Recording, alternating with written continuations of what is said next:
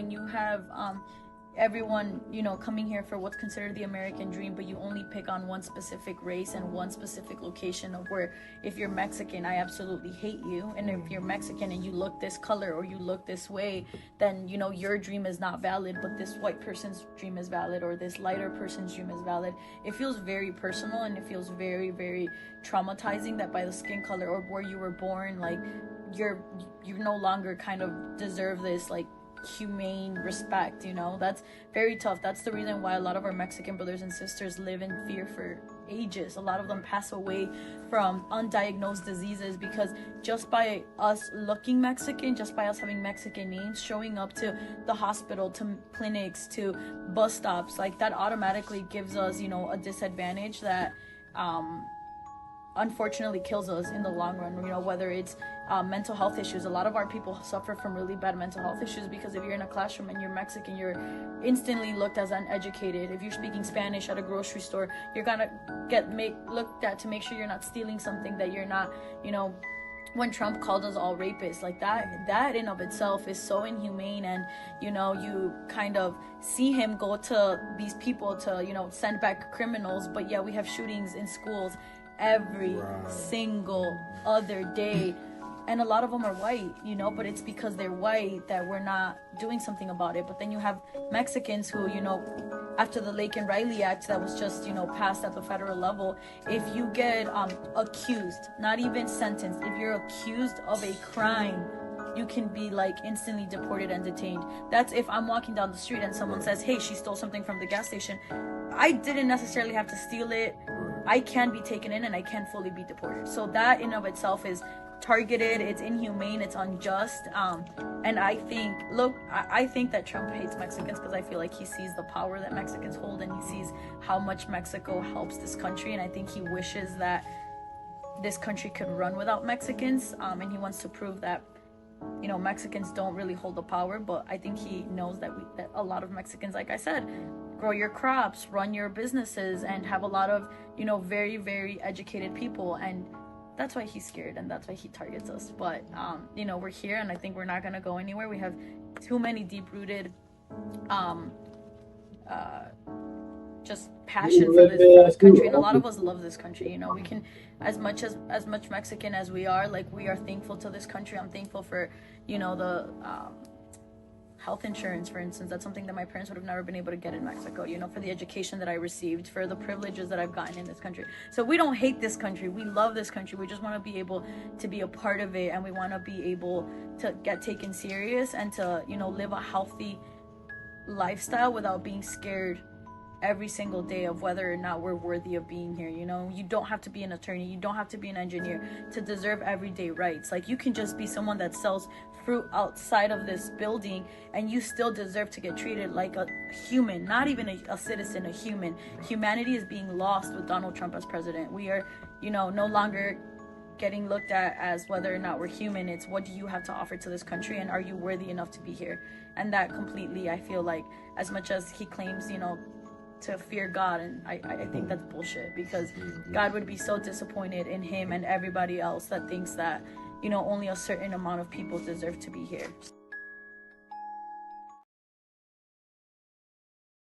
I had my legs broken.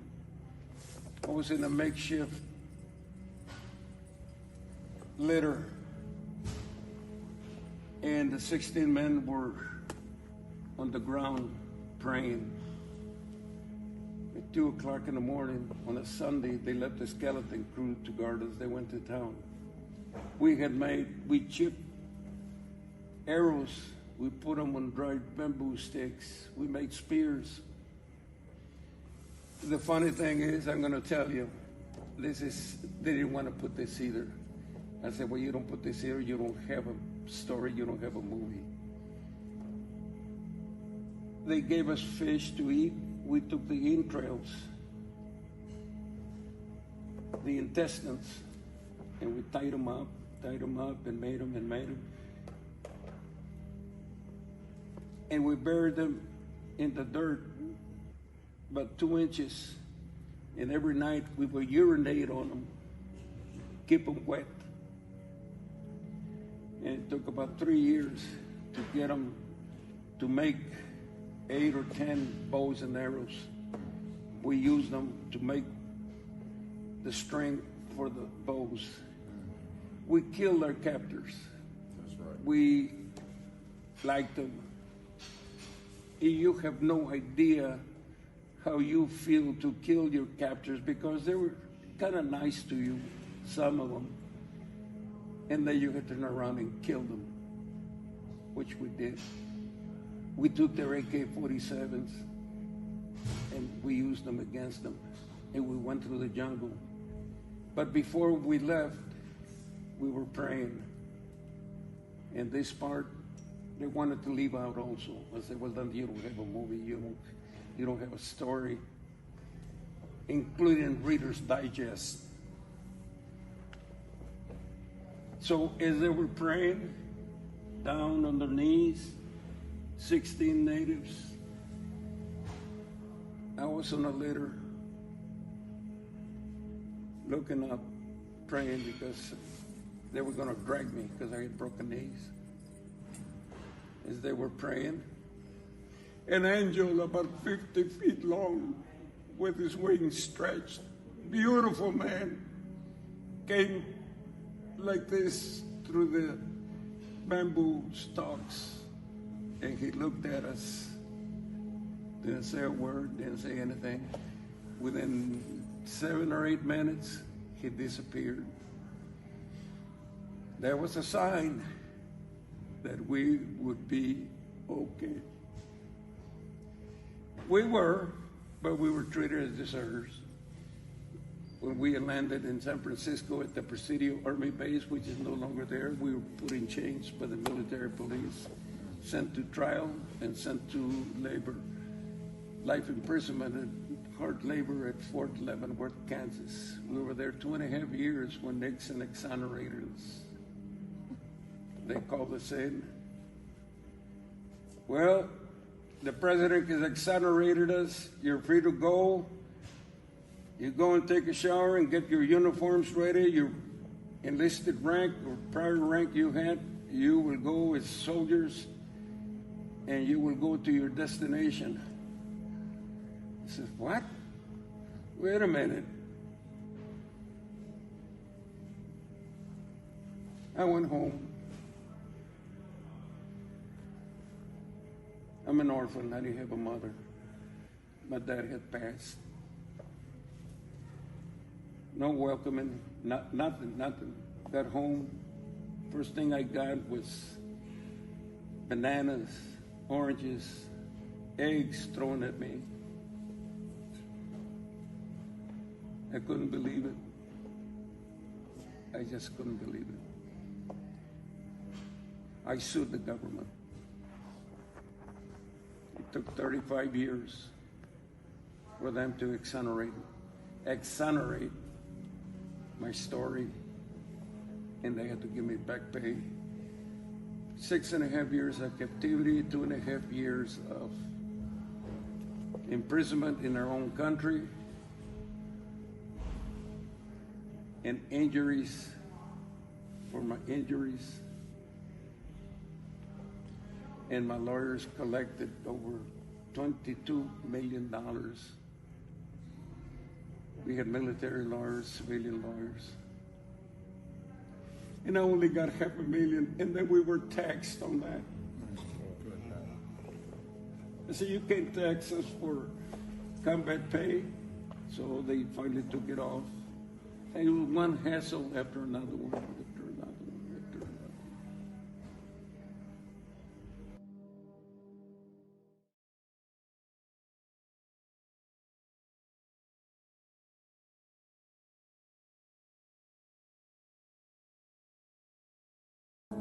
A lot of people from Ukraine, a lot of Asians, a lot of Afghanistani immigrants coming into this country, and they don't deal with the same, you know what I'm saying, issues. How does that part of things make, you know what I'm saying, affect you? Yeah, I feel like it's very personal, you know, when you have everyone, you know, coming here for what's considered the American dream, but you only pick on one specific race and one specific location of where, if you're Mexican, I absolutely hate you. And if you're Mexican and you look this color or you look this way, then, you know, your dream is not valid, but this white person's dream is valid, or this lighter person's dream is valid.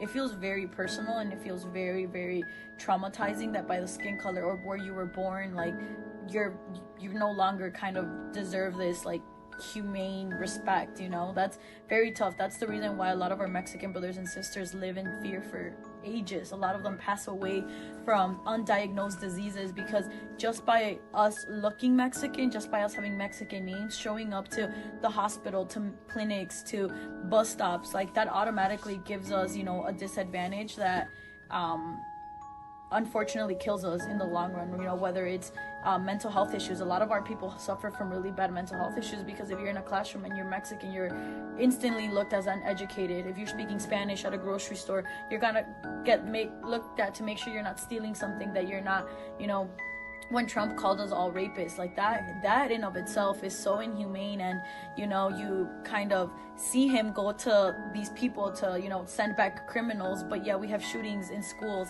every single other day. And a lot of them are white, you know, but it's because they're white that we're not doing something about it. But then you have Mexicans who, you know, after the Lake and Riley Act that was just, you know, passed at the federal level, if you get accused, not even sentenced, if you're accused of a crime, you can be, like, instantly deported and detained. That's if I'm walking down the street and someone says, hey, she stole something from the gas station. I didn't necessarily have to steal it.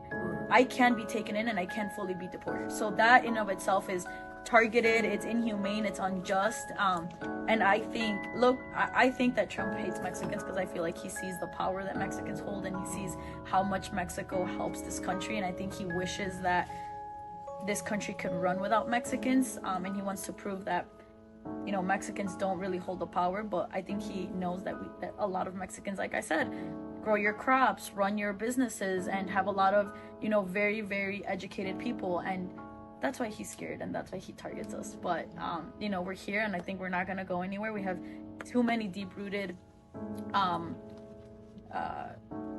just passion for this country, and a lot of us love this country. You know, we can, as much Mexican as we are, like, we are thankful to this country. I'm thankful for, you know, the health insurance, for instance. That's something that my parents would have never been able to get in Mexico, you know, for the education that I received, for the privileges that I've gotten in this country. So we don't hate this country. We love this country. We just want to be able to be a part of it, and we want to be able to get taken serious and to, you know, live a healthy lifestyle without being scared every single day of whether or not we're worthy of being here. You know, you don't have to be an attorney, you don't have to be an engineer to deserve everyday rights. Like, you can just be someone that sells fruit outside of this building, and you still deserve to get treated like a human, not even a citizen, a human.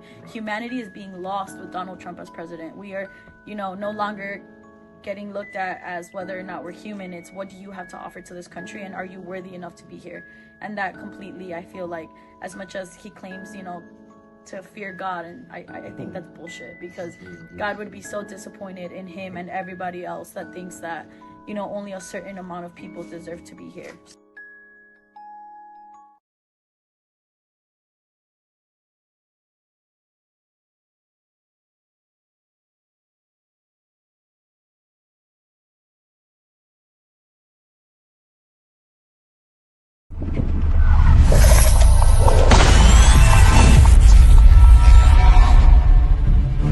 You're a black Marine or a black whatever in the white man's military, that make them want to kill you more. Mm-hmm. Like, when they see the uniform on you, they get an extra disdain for you. You know what I'm saying? Because they don't understand, why in the hell do you want to fight for them? Cared enough about your trials and tribulations, the things that you suffered through, and how to get out of that. That's your history. You don't need a white man to have no remembrances for it. Yeah, you chastise the child too hard, oh, you create trauma. Yeah. If you don't say nothing to the child, then you making them soft. That's it. You know what I'm saying? Like, it ain't no way for a black man to be right even when he is in the house. white people that's out there that want to help black and Hispanic people, the best thing you can do is just leave us the hell alone. They are all against you. They all want to destroy you, and the ultimate goal of all of them is to put you back into slavery and subjection. Real Nigga University in 5, 4, 3, 2, let's get it. 1.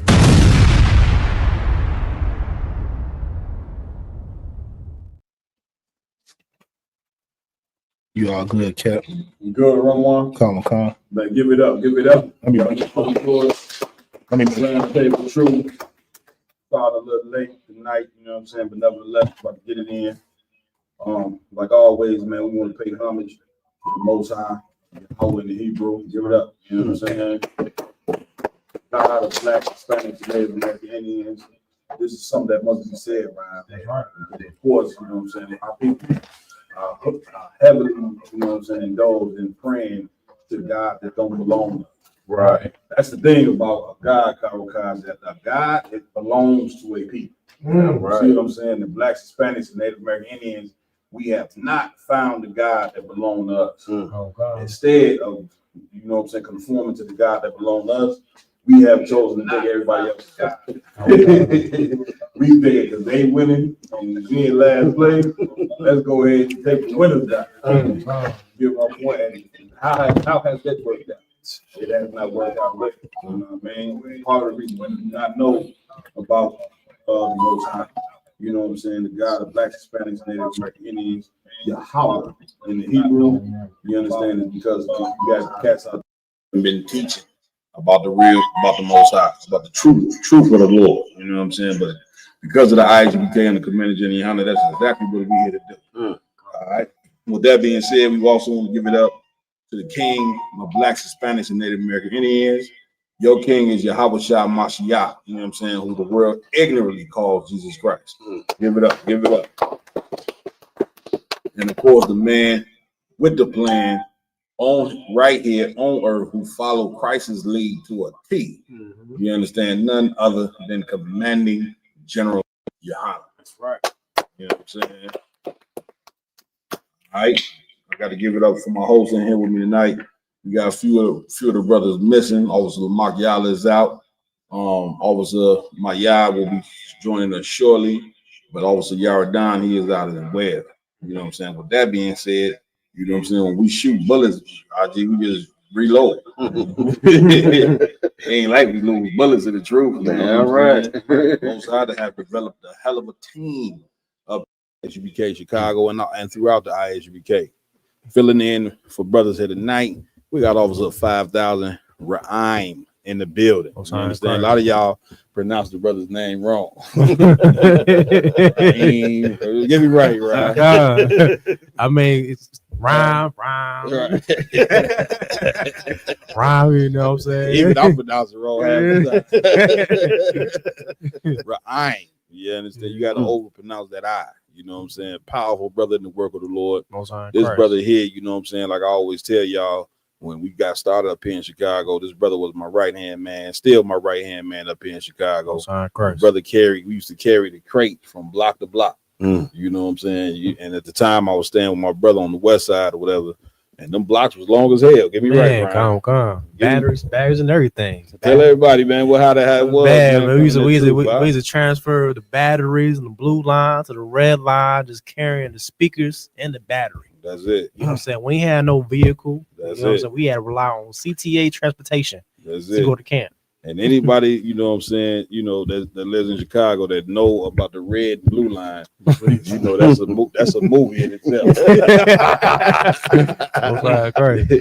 Jump on that red line, you will get robbed. You might see somebody having sex, you know what I'm saying? Somebody jagging off, you know what I'm saying? You don't know what the hell you gonna see on that red or the blue line, and it ain't as, you know what I'm saying? I don't know. The blue line pretty yeah. Blue line. Go ahead. Huh? Jackson. You know what I'm saying? You go from Roosevelt to Jackson. Yeah. And the transitioning underground from the red line to the blue line.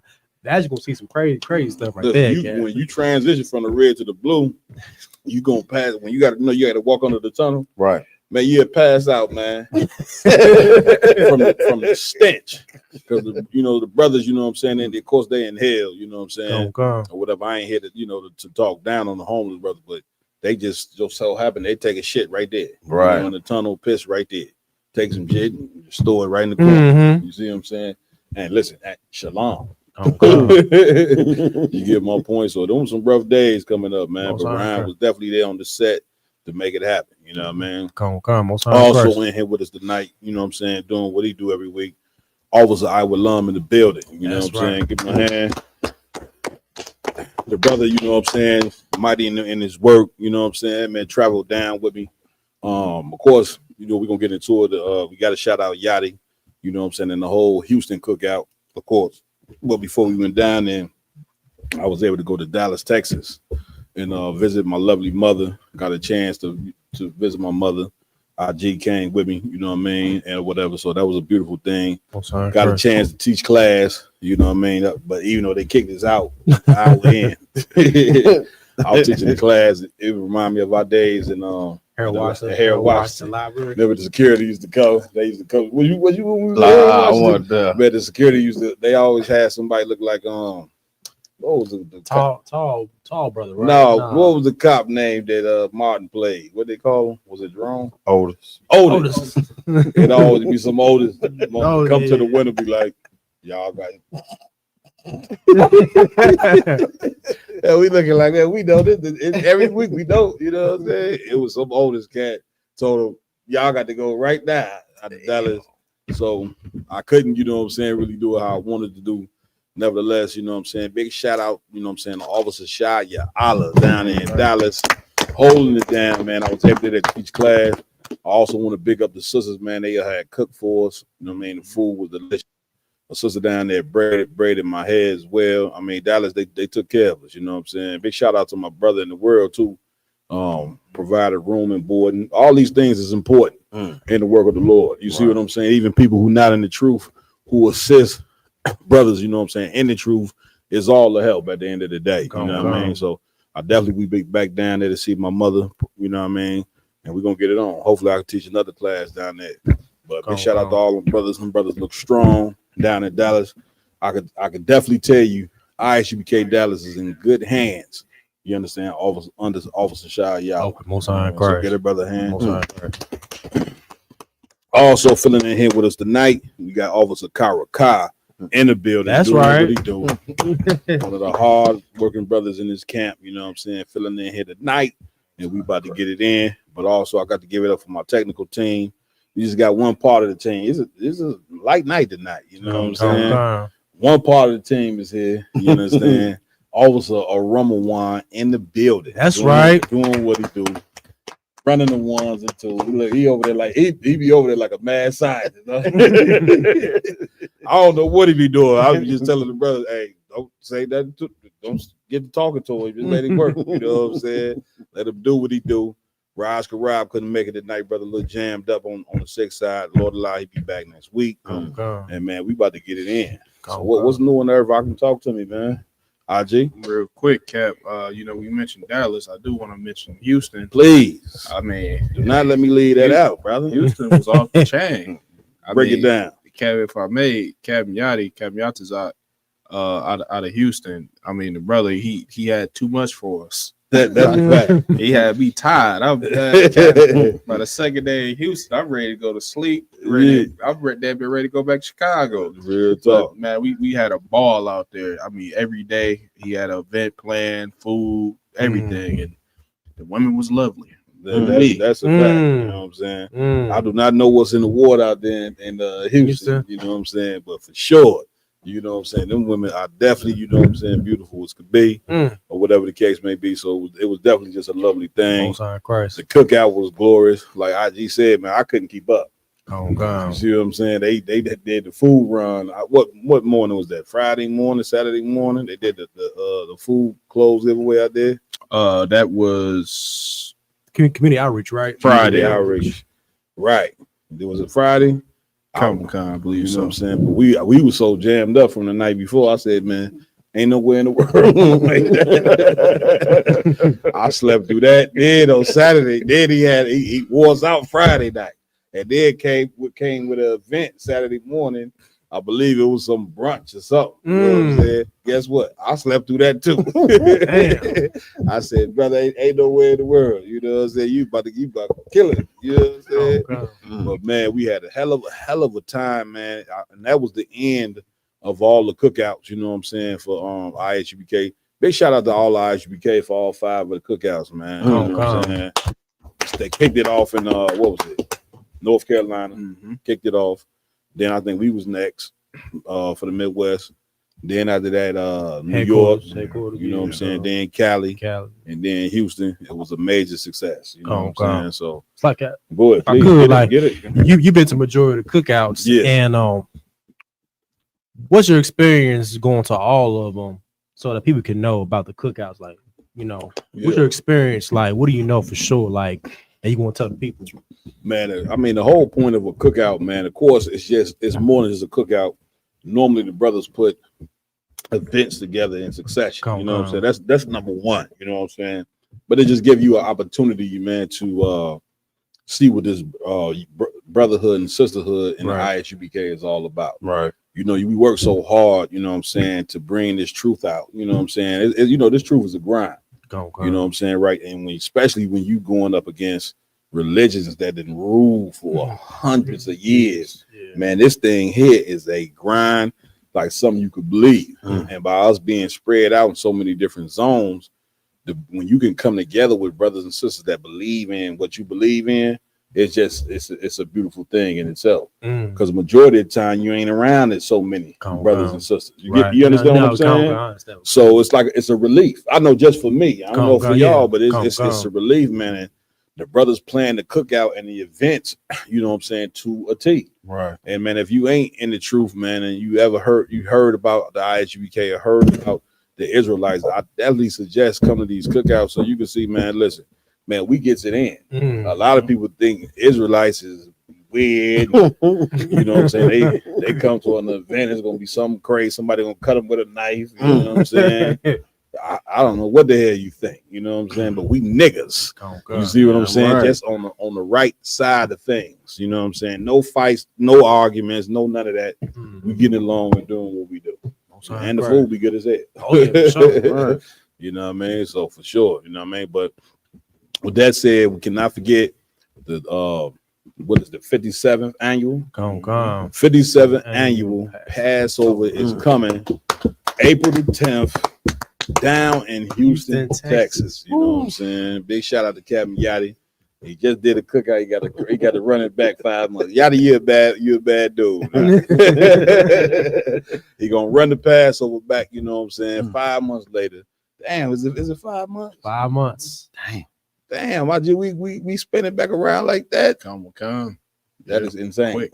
You know. Go ahead. You want to say something about that? If I could, please. Cap, like what you saying as far as about like the cookouts and the Passover, like the people that think something gonna happen crazy, they paying too much attention to them fake Israelite camps. That's what they do. Because up in here, it's like a family reunion. Like you don't see brothers for a whole year. Yeah. And it's like I just seen this brother yesterday. That's it. When you get to the Passover, you be like, you ain't skipped a beat. That's it. You know what I'm saying? So you right. You know, they watching too many of them fake camps. They need to, you know what I'm saying, for the young men, get in that all black and get on up in here. That's a straight up all fact. it is. Right, you know? damn right. Listen, the fact that it's 5 months away to me is insane.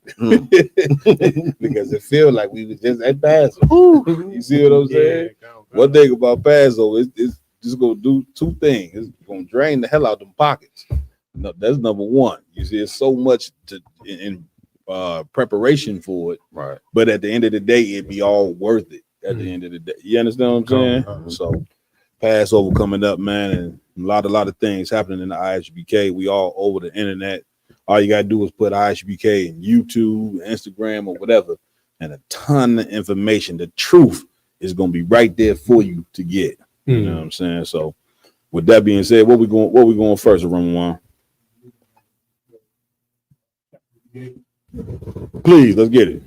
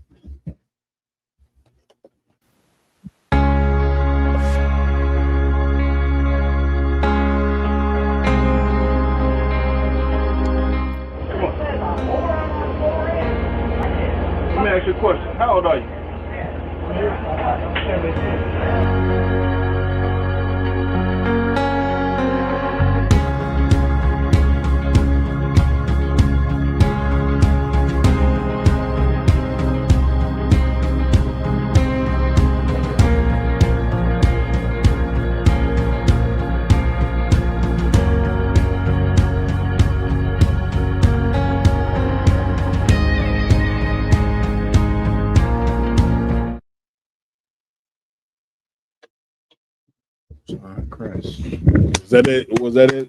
Rum one? Man, give it up, give it up, give it up. Bring gonna say on this one here? Yeah, come, please. If I could, Cap, I believe the silver alert.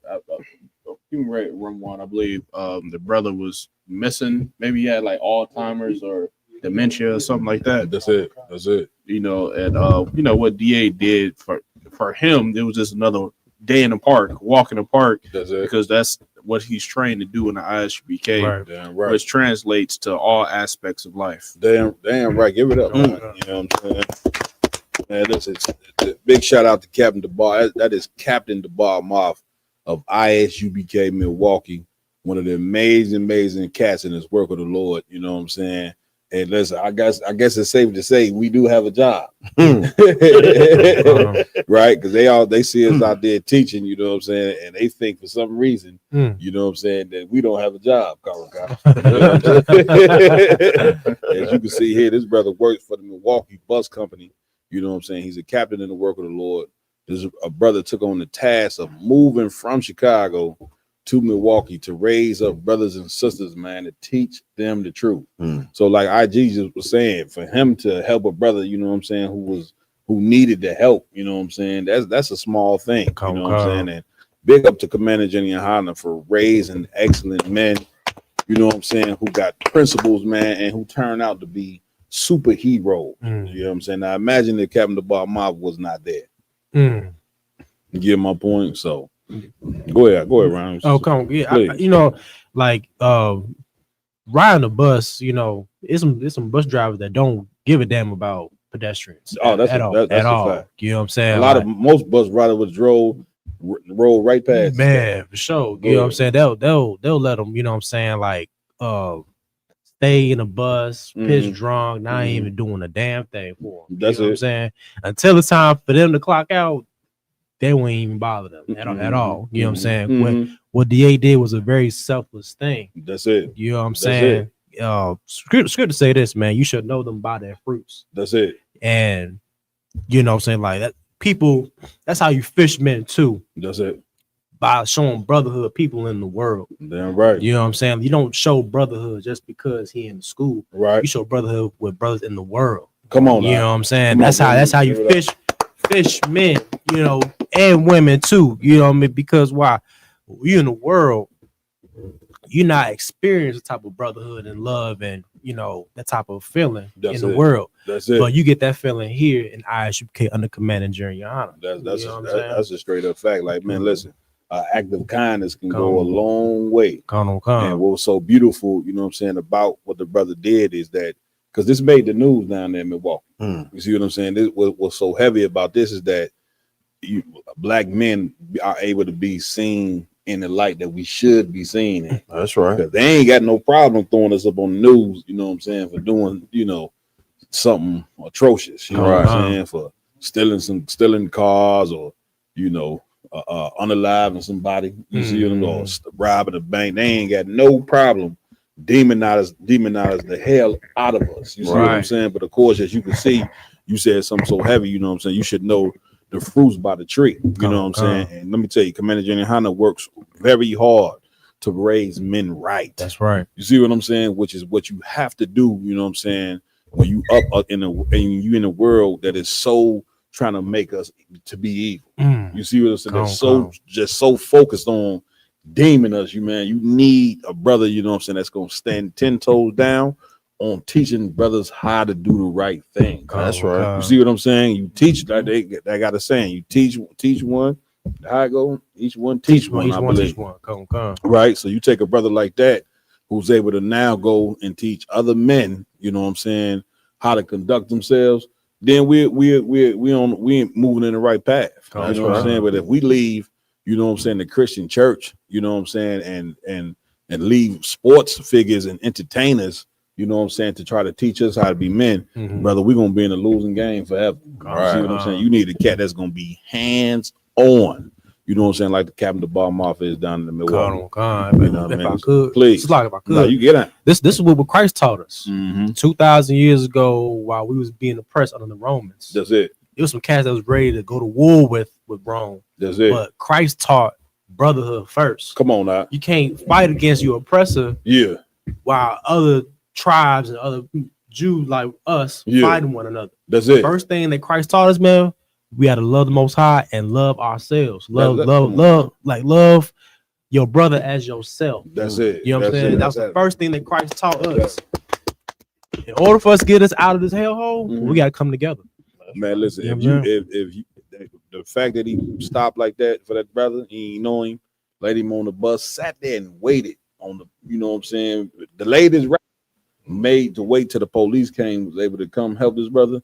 That's what you call care. You see what I'm saying? Now, here's what you got to say in yourself. If the brother, you know what I'm saying, was that diligent in just helping one man, you know what I'm saying, and sat there with him and took care of him like that, what will this brother do for his nation? This is the part, you know what I'm saying, that you like. This is the reason why he's the captain down there in Milwaukee, because this brother is ready to come show care for people who don't never get shown care for. That's right. You see what I'm saying? Majority of people, you know what I'm saying, they look, you listen, we so beat down that when the people who come from our neighborhoods and communities, man, when they get a little piece of dollar, they ready to go help somebody who 10,000 miles away. You know what I'm saying? Oprah said, shit, ain't no use to helping. Her studio's on the west side of Chicago. She said, what I'm gonna build a school there for? All they want is, you know what I'm saying, is Nintendos and iPhones. You know what I'm saying? I'm gonna go to Africa. Go ahead, Carl. No, if I could, sir, like what you and Ryan just said was so heavy, because like for the silver alert to be out, that means the man had a family that care about. That's it. And Captain the Bar Moth showed that you got a family outside of your immediate family. Damn right. Because he recognized them, he sat there with them and talked with them. And we all know Captain the Bar Moth. Come on, man. You know when he talking, like you feel like a family member when he start talking. Man, come on now. Right. So it's like what Captain the Bar Moth did was show other people in Milwaukee as well. Like, look, like you just said, we got to bring this thing back together like a family. That's it. We're gonna need each other. Come on now. And we are each other. Damn right. That's something we don't even recognize about each other, because all of, like you said, we either in handcuffs, on the news doing something we don't have no business doing. That's it. So what that other one did, that was real great and real heavy, because come on, you know, like that just show we can be a family outside of just because I don't see you every day and I don't know you. Yeah, we still family. What the scriptures say, you know what I'm saying, to the whole family that I brought out of Egypt. The Lord look at blacks, Hispanic. He look at them 12 tribes as family. I'm right. We've been in America so long, you know what I'm saying. You know, we don't look at each other as family. We don't even. We this place didn't harden us so good. You know what I'm saying. They made us so evil, brother. You feel like it's something wrong to even speak to your neighbor. Right. You know what I'm saying. Like that's what this place turned you into. You know what I'm saying, because the people who over top of us, they cold. You know what I'm saying. They are people without a spirit. So now you've been raised by them and you taking on that same type of, you know what I'm saying, vibration. You see what I'm saying? When we the family, I don't give a damn if this is the first time I see a black man walking up the street, that's my brother. Damn right. I see a sister I ain't never met, that's my sister off top. You see what I'm saying? I'm gonna be ready to look out for them more than I'm gonna be ready to look out for anybody else. You see what I'm saying? Will I give, you know what I'm saying, coins and money to somebody who homeless from another nation? Of course I would. But I'm more, you know what I'm saying, it makes me feel better to give it to one of my own. Right. You see what I'm saying? Because I know that they didn't went through or going through at some point the same thing that I experienced. We on the same thing. Right. You see what I'm saying? Nobody knows black people struggle and brown people struggle in this place but us. Right. You see what I'm saying? Even Africans, they move over here to America, brother. They plight ain't your plight. You see what I'm saying? They know how to eat off your plight. They know how to, you know what I'm saying, seem like they wanted you with some money involved. Right. You get what I'm saying? Right. But they not you. They ain't getting pulled out the car. You know what I'm saying? Getting beat to damn. Every now and then, every nation got a case. But I'm saying on a consistent basis, this is what we going through. Right. Nobody. That's why I'd be so offended to see an African get on the screen and play one of us. You know what I'm saying? Oh in the yeah, movie. yeah. Come, You see what I'm saying? Right. You know, they like, come on, like they wouldn't let us come over there and play one of them Come on. in a movie without some type of offense. Right. They gonna raise hell. Well, we should raise hell too. That's But right. they ain't been through what I do. What the hell we done been through in this place. Come. So man, big shout out to Captain the Bar Mouth, man. You know what I mean? Super. That's what you call a real live superhero. Christ was the greatest superhero on the face of God green earth. You see what I'm saying? And what did he do? You know what I'm saying? Did he do, you know what I'm saying? Y'all watching all these damn movies, you know what I'm saying? And kind of forgot what really a superhero is. Right. Real superhero was what Christ was, a man of moral excellence. You see what I'm saying? Not just moral excellence, but he loved his people more than anybody. Right. Which is why he fed them. You know what I'm saying? He turned them 2 loaves and fed the people. You see what I'm saying? Because he know that why every nation, you know what I'm saying, got to look out for their own. You get my point? I'm right. So I just want to bring that out, man. What we at with it? You know what I'm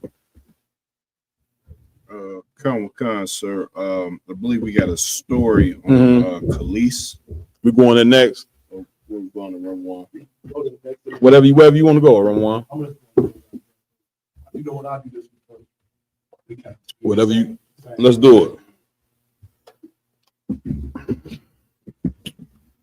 No, Cap. So piggyback, what you please, what you were saying about like taking on behavior of another nation.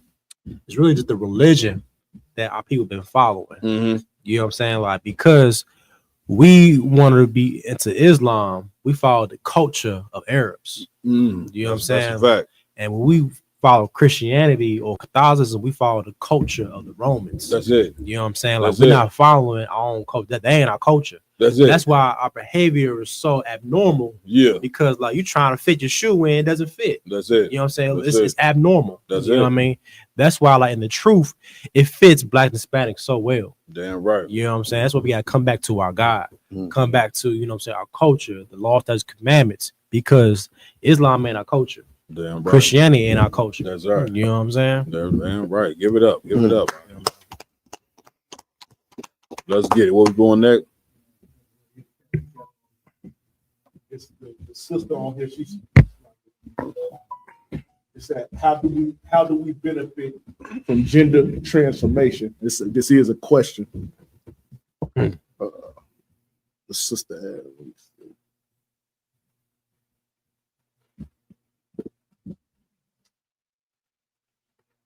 Like, man, no swift. Take your time, brother. Real quick, is that a man or a woman? This is a woman here. Okay. So you can't tell. You shit it off.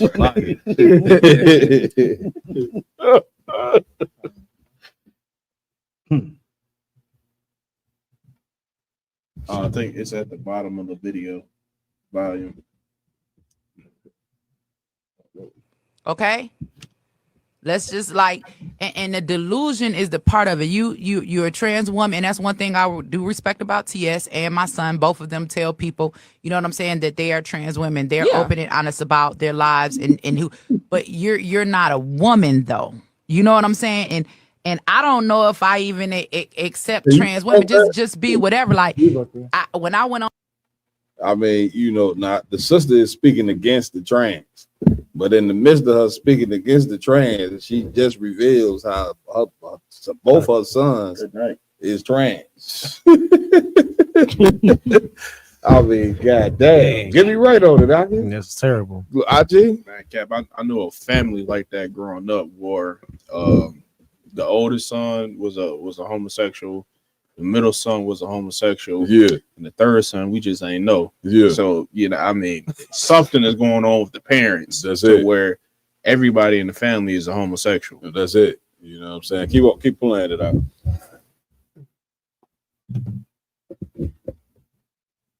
on Dr. Phil, he wouldn't let me be trans white. Were you trying to be? Yeah, because I was trying to make a point. If you can change your sex, why I can't change? If I want to be a white woman, you identify as a white woman. You can't do that. You can't do it. You can't do that. And are we created? And what type of dangers? Don't see what we've done is allow it to go so far. Okay, that we are now in competition with men that believe that they are women. Oh wow! Why do you in say their that? minds. Why do you say competition? Because why are we arguing on national platforms about whether or not you a woman, or whether or not you more woman than me? You not a woman. Like, it is a delusional conversation to have, and a constant go back and forth between black women, real women, with people who pretend to be women. It doesn't make sense to me. And why are we continuing to push this agenda? Like, how does it benefit us for men, our black men, to become women? Yeah. Whether it's our son, whether it's our brother, whether it's our daddy, whether it's our ex, how does it benefit us, right? Because black women are the least protected women on this earth, right? So we ain't got but a few people we can pick up the phone and call, because really all the real OGs either dead or in prison. Like, who? And the men that's out here now, they scared to even approach or even get into any type of altercation with a man that believes that he's a woman, because they feel like it'll be some type of domestic violence or discrimination or against them. Crime. So how does it benefit us? How does it benefit our race? How does it benefit our families? Yeah, I can accept you for who you are. But is it a loss for me? Let's just be real for a minute, because women don't have to have surgery to become women. It replayed this again. Okay? Let's just man, you know what I'm saying? Where we go with this, Zach? Go ahead, MJ. If I can, please. If I could, Cap, the sister, from what she was saying, you can tell she knows right from wrong. Yeah. She's saying that there's no benefit for us whatsoever. That's it. But she's still coming around saying that she accept that type of lifestyle. She did, y'all. She just need to come all the way home and say, you transsexuals and homosexuals are out of your mind. That's why our sons is both, you know what I'm saying, transsexuals. You know what I'm saying? Because the fact that she's speaking against it, you know what I'm saying, but then she bailed out. You know what I'm saying? What she said, you know what I'm saying? Well, we accept it, you know what I'm saying, but how does it benefit? You know, if you see if it ain't no benefit for it, then you got to be able to say, I'm not accepting this. Right. You get what I'm saying? And you know, the sister is just a little lost, you know what I'm saying? She you know, she's saying, you know what I mean, somewhat right, but we got to get all the way right. This is what we don't understand as a people. You know, as she sits up there speak, she's sitting on with a damn blonde wig on her head, you know what I'm saying, and her breast out, you know what I'm saying, like two puppies out there. You can't even concentrate on what she's saying. Right. Most of the brothers looking like shit. I hear you, sis. Keep going. Oh, she trying to make a point. Yeah, we know you trying to make a point. I understand the point you make. Go ahead, Kyle. No, if I could, please, Cap, like, she pointed out the lack of protection, right? Yeah. And the thing is, like you said, like, sis, you need to bring it home, because the lack of protection coming from you standing with your sons if they're in that lifestyle. Like, you can't cry for protection when you supporting that, like you said, at the same time. That's it. Like, this thing right here with this whole transgender battle or whatever the case going on. That's it. The confusion that come with it, we got to start paying more attention to what's going on in the home. That's it. Who we got around our kids. Damn right. What damn school we taking them to. Absolutely. What daycare that you got all this faith in because it's got some fake Christian name. Angels of God and all this. Like, this is where those predators be at. Well, what you saying is so heavy, Karakaba, because as she say, black women, you know what I'm saying, are the most unprotected. She right, you know what I'm saying, but she got to take it a step further. Black people as a whole are unprotected. You know what I'm saying? The proof that we as a whole is unprotected is both of her sons are transsexuals. You see what I'm saying? Which means somebody didn't got to them boys to make them be that way. That's right. You understand what I'm saying? Right. So and listen, it's an epidemic at this point, and this is learning what the UPK been teaching since 1969, that you got to stand with the Lord. You know what I'm saying? Not just standing with him. You got to standing with the Most High mean this. It don't mean just keeping the law, statutes, commandments. It means going to war against these guys that's trying to make us be out of the spirit with the Lord. And being a homosexual, you know what I'm saying, a transvestite or whatever the case may be, that is out of line with what the Lord want a man to be. But if you sit back, brother and sisters, and don't speak out against it and stand up against it, standing up against it mean this. You got to tell your children, if you become that, then I have to disown you as a parent. Now, I know that's a rough ordeal, but when you ain't got no choice, you know what I'm saying? You can't be speaking against it then in the midst of your speech saying, well, yeah, we're going to accept you, but how does it benefit us? You know what I'm saying? Like, you see it don't benefit us, so that means you got to go the extra mile and say, I'm not going to accept it. You see what I'm saying? Now you got 2 sons, and this is an epidemic. You see what I'm saying? Now she said something very heavy in that video. She said it's like they in competition with us. You get what I'm saying? Like, come on, man. You know what I'm saying? How in the hell is a man with hairy legs and a rod, you know what I'm saying, in competition with women? It's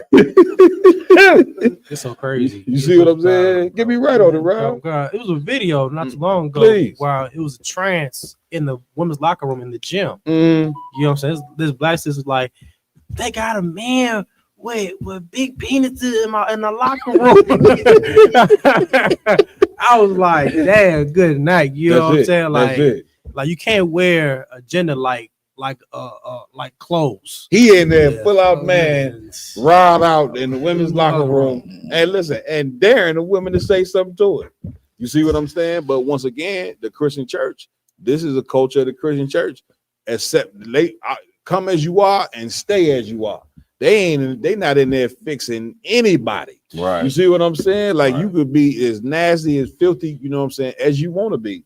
As long as you come in with them ties, that preacher don't give a damn. And it's to your destruction. You understand what I'm saying? So now the homosexuality rate is rising. And yes, you incompetent women out there with a straight up boxing vagina, you in competition with a man that's not even a woman. Like, what the hell are we even talking about, IJ? Hey, Cap, if I may, I believe our women they come to their senses and seeing like, okay, niggas, half the nigga population is homosexual. That's it. It's not enough men out here. That's it. And it's a lot of women getting real curious about the ISUPK and masculinity. That's it. Where to find it. Damn right. So, hey, Lord be with you women in that Christian church. Man, listen, you ain't gonna believe this, but I'm gonna just go out on the limb and say it. The ISUPK is the only and last place where masculinity stands. Damn right. You ain't gonna find masculinity nowhere else. Now, why do I say that? Because, like she just said, how does it benefit us if men, you know what I'm saying, are acting like women?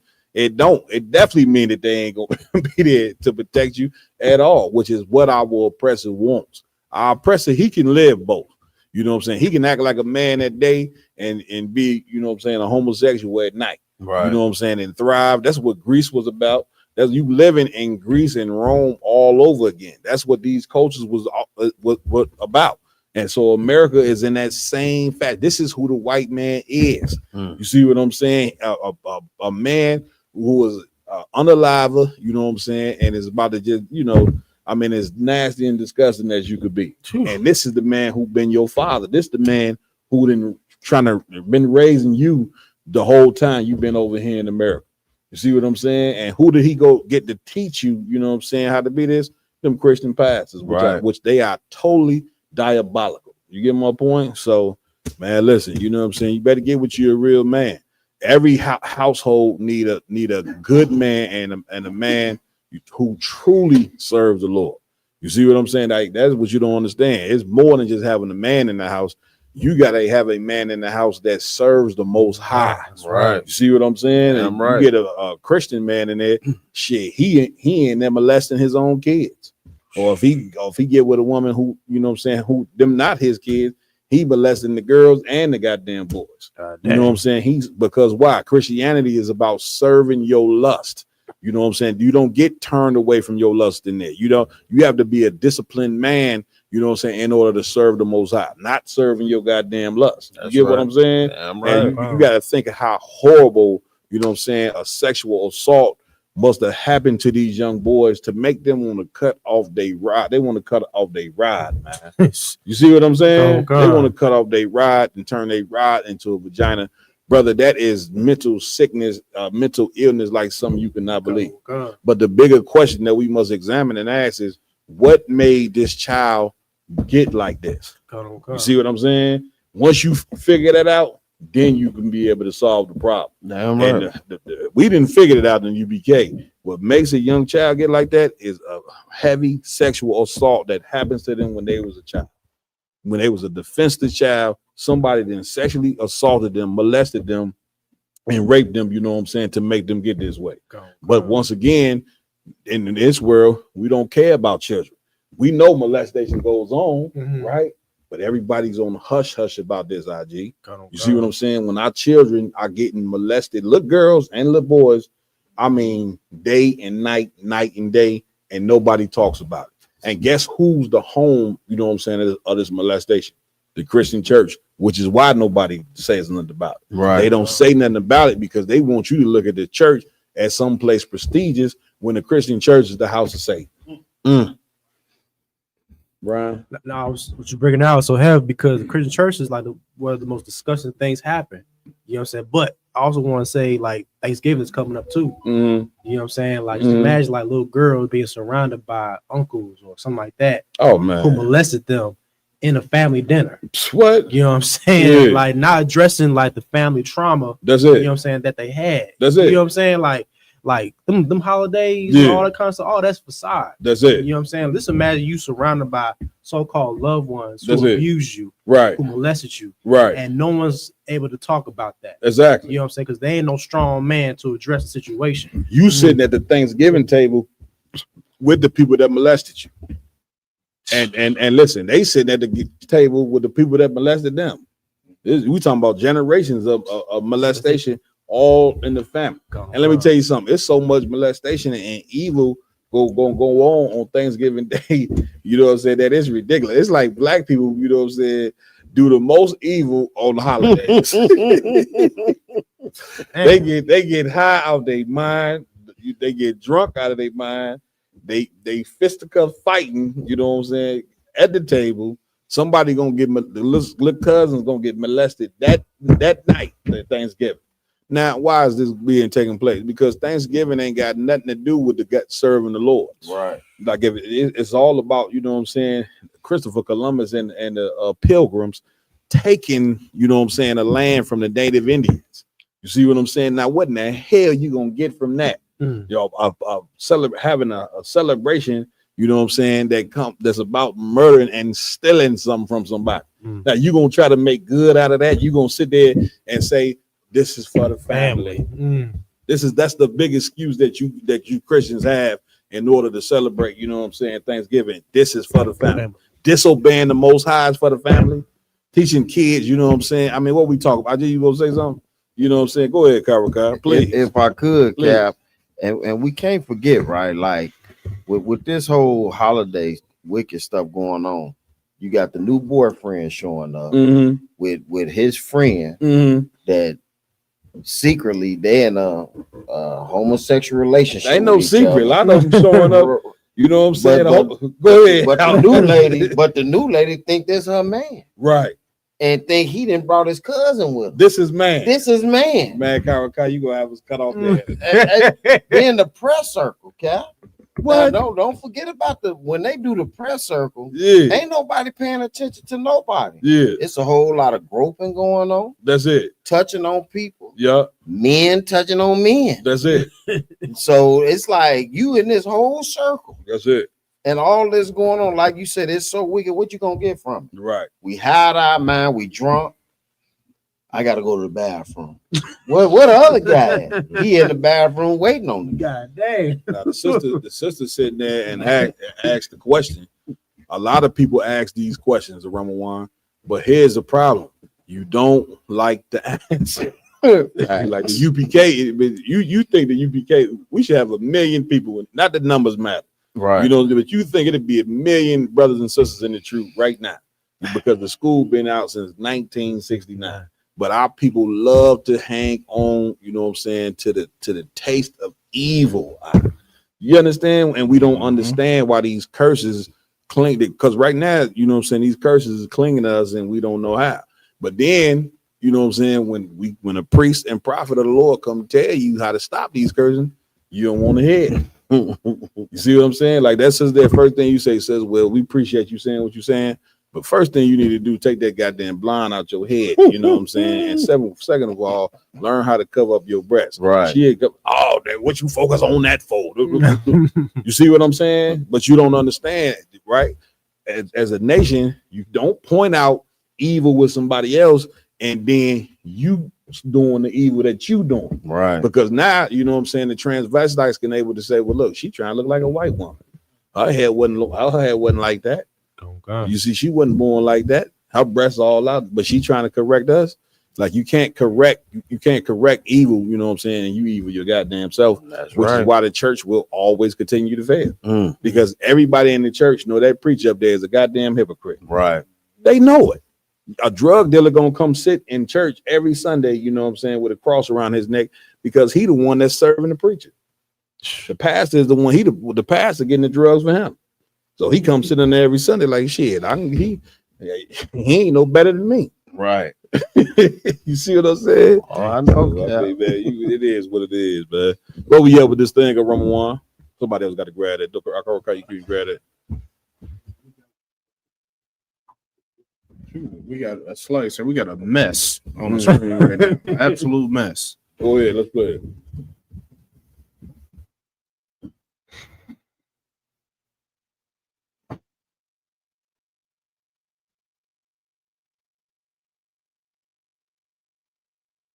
Brought to my attention that I don't have enough newborn clothes, okay? Claire mentioned, she was like, I don't think we have that much newborn clothes. And I was like, well, I think we have enough. So then I posted on Facebook and asked, I was like, so how long was y'all's kids a newborn? Some people said a week, some people said 3 months. Well, if it's more than a couple weeks, you know, I don't have enough stuff. The girls were in preemie stuff for like months. I don't know how to judge an average size baby, like how long they're going to be in newborn clothes. So Just so everybody knows, so they not confused. IG, you know what I'm saying, was able to break it down for me. This is a woman, you know what I'm saying, that wants to be a man. All right, but that's a woman there, and she's pregnant. You know what I'm saying, but she's looking like Larry Johnson. You get my point. So, but hey, y'all love it. You know, this is what y'all love. Go ahead and play it, Bree. Go ahead, IG. You want to say something? 7 sleepers. I got 7 sleepers. I have some gowns in my room, and then I have these. Wow. Honestly, I think these are even 0 to 3. These are 0 to 3 months, so these make me count. I got 7 sleepers and I got some gowns. So I'm thinking I need to go get some long sleeve onesies, some pants, and like some basic, just like long sleeve white onesies to go maybe under the sleepers. I don't know. All I know is we don't have enough. So I'm about to go shopping. Anytime I see myself on camera, it's really humbling because I just do not feel like I'm that big. But I am. I'm big. That's crazy. So you telling me you all of that data, but you, so how, what, did you really, did another, or was, you know what, don't even worry about it, fucking. Okay. If I Brady. could, like, this is a normal amongst like the trans men. You know what I'm saying? When it comes to being having babies, like they transition into a man, but once they get into a marriage with another woman, they become the mother carrying the child, which is absolutely confusion. And so is that what that was a woman there? That was a woman. You know, that was a woman who transitioned to a man, but then became pregnant. You know what I'm saying? Which is absolutely confusion. This is what so-called trans men do. Right. This is like normal amongst them. Right. You know what I'm saying? Right. Like they want to be the man in a relationship, but then want to become the actual mother, when it comes to like raising children. Right. This is confusion. You know what I'm saying? That's diabolical. Go ahead, IJ. Man, Captain Brother was so right. It was spiritual in his comment on top. He said, "I wouldn't be mad if they nuked this place." Like, he was so right on. He don't know that's the future of this place because of things like that was on the screen.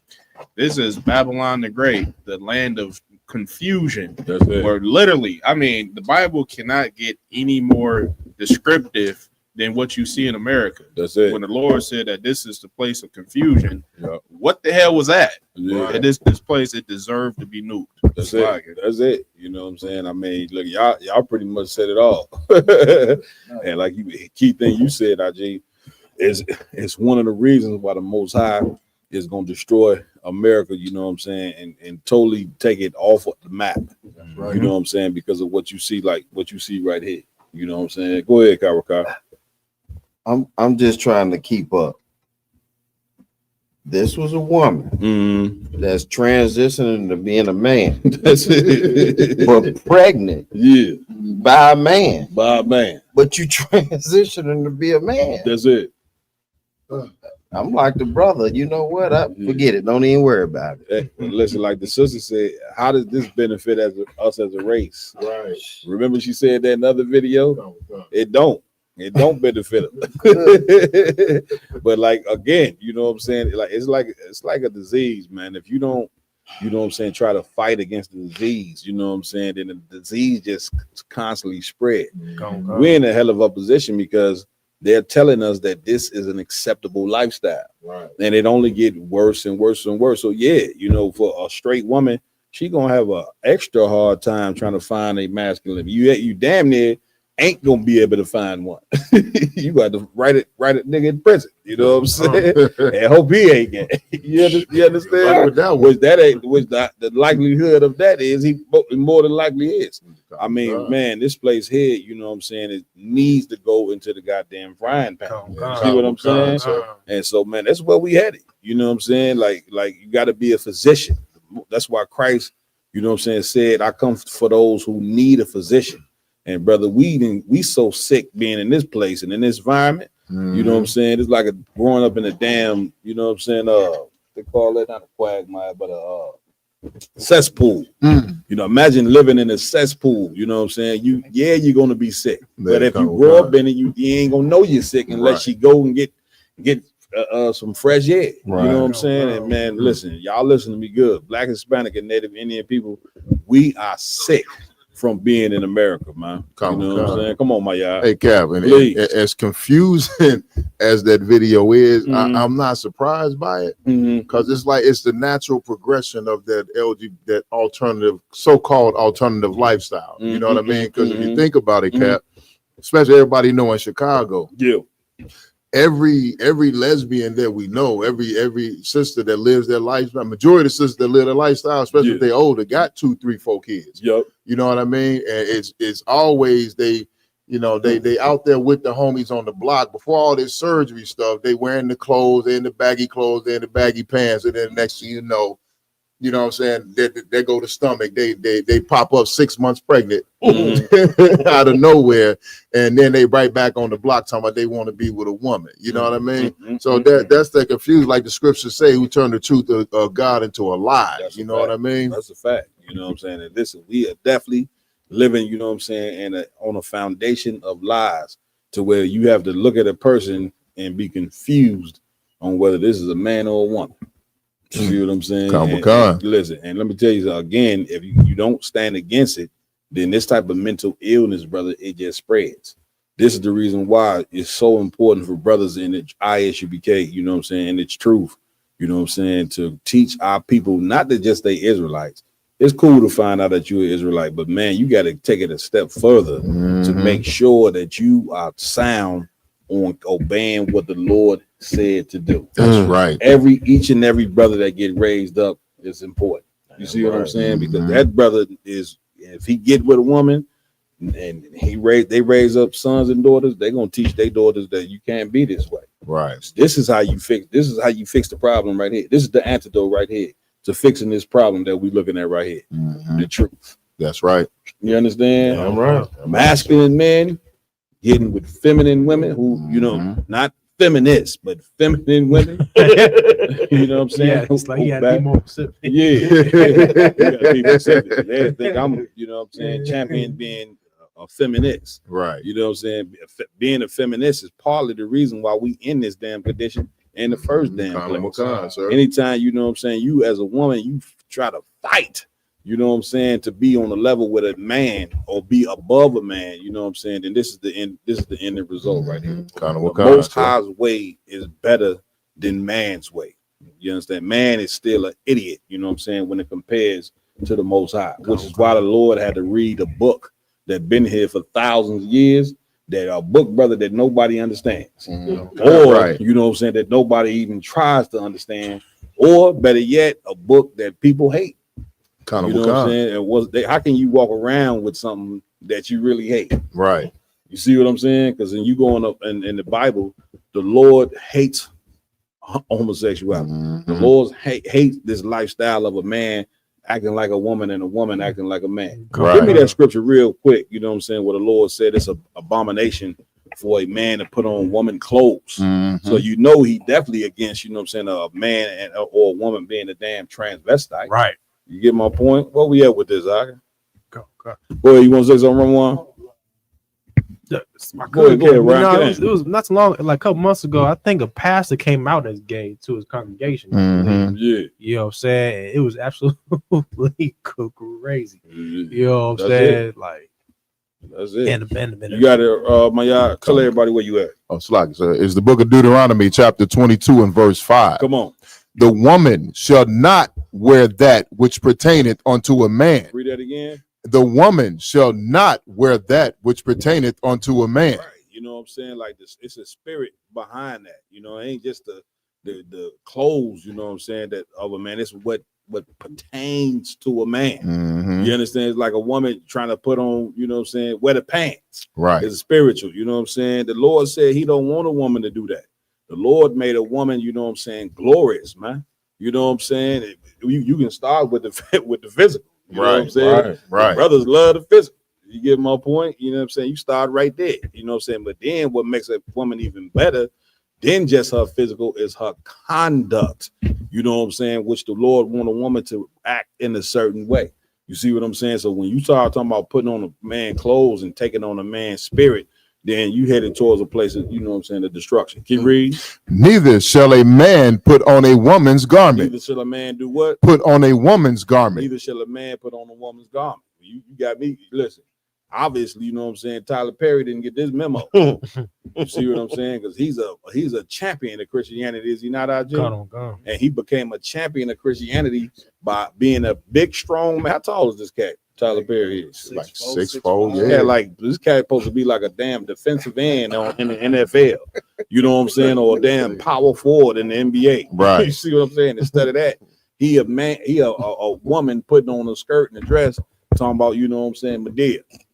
You see what I'm saying? And the sad part of it is that this cat did that for years, went and got famous for doing plays dressed as a woman. And everybody in the damn theater is laughing, thinking this is funny. Right. A man dressed up like a woman, this is a comedy act. When people should have booed this cat the hell off the damn stage. Now he a billionaire because of it. Right. So now this is the world that you living in, man. And that's just what it is. You know, man. What we at with it? Wrong one. Please. We got the sister that she got a rant that she's doing on Facebook, I believe this is. She said the government has become the baby daddy, and we returning them back to their fathers via the prison system. That's it.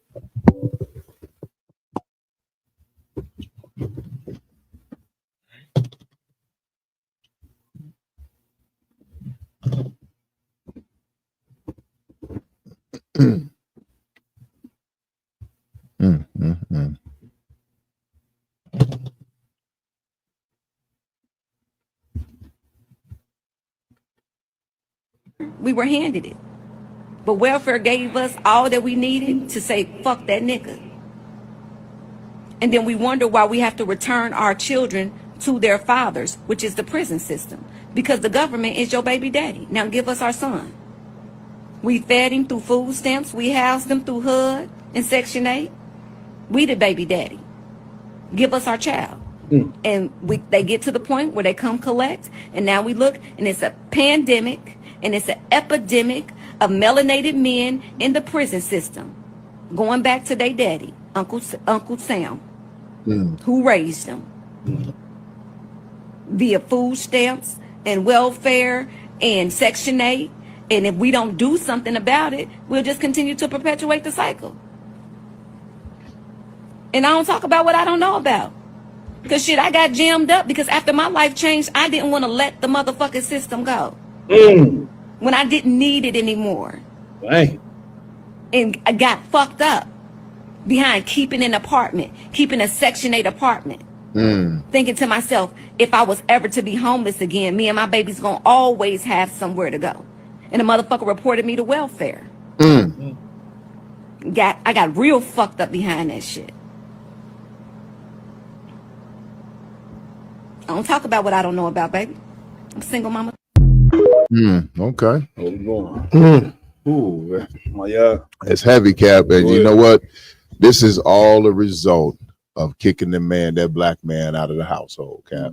You know what I mean? If, like the sister said, she, in her mind, she gonna depend on the system. She gonna keep a home, a Section 8 home, so just in case she homeless again, so her kids, she got her life together, but still tried to keep the Section 8. Yeah, I just want to say what you're saying. You're right in what you're saying, but it's a little deeper than that, right? Okay, they damn near ain't had no choice to put you out. They was left with no choice, right? And this is what you call systematic. Oh, this is how systematic oppression work. To where if she don't put you out, she gonna starve.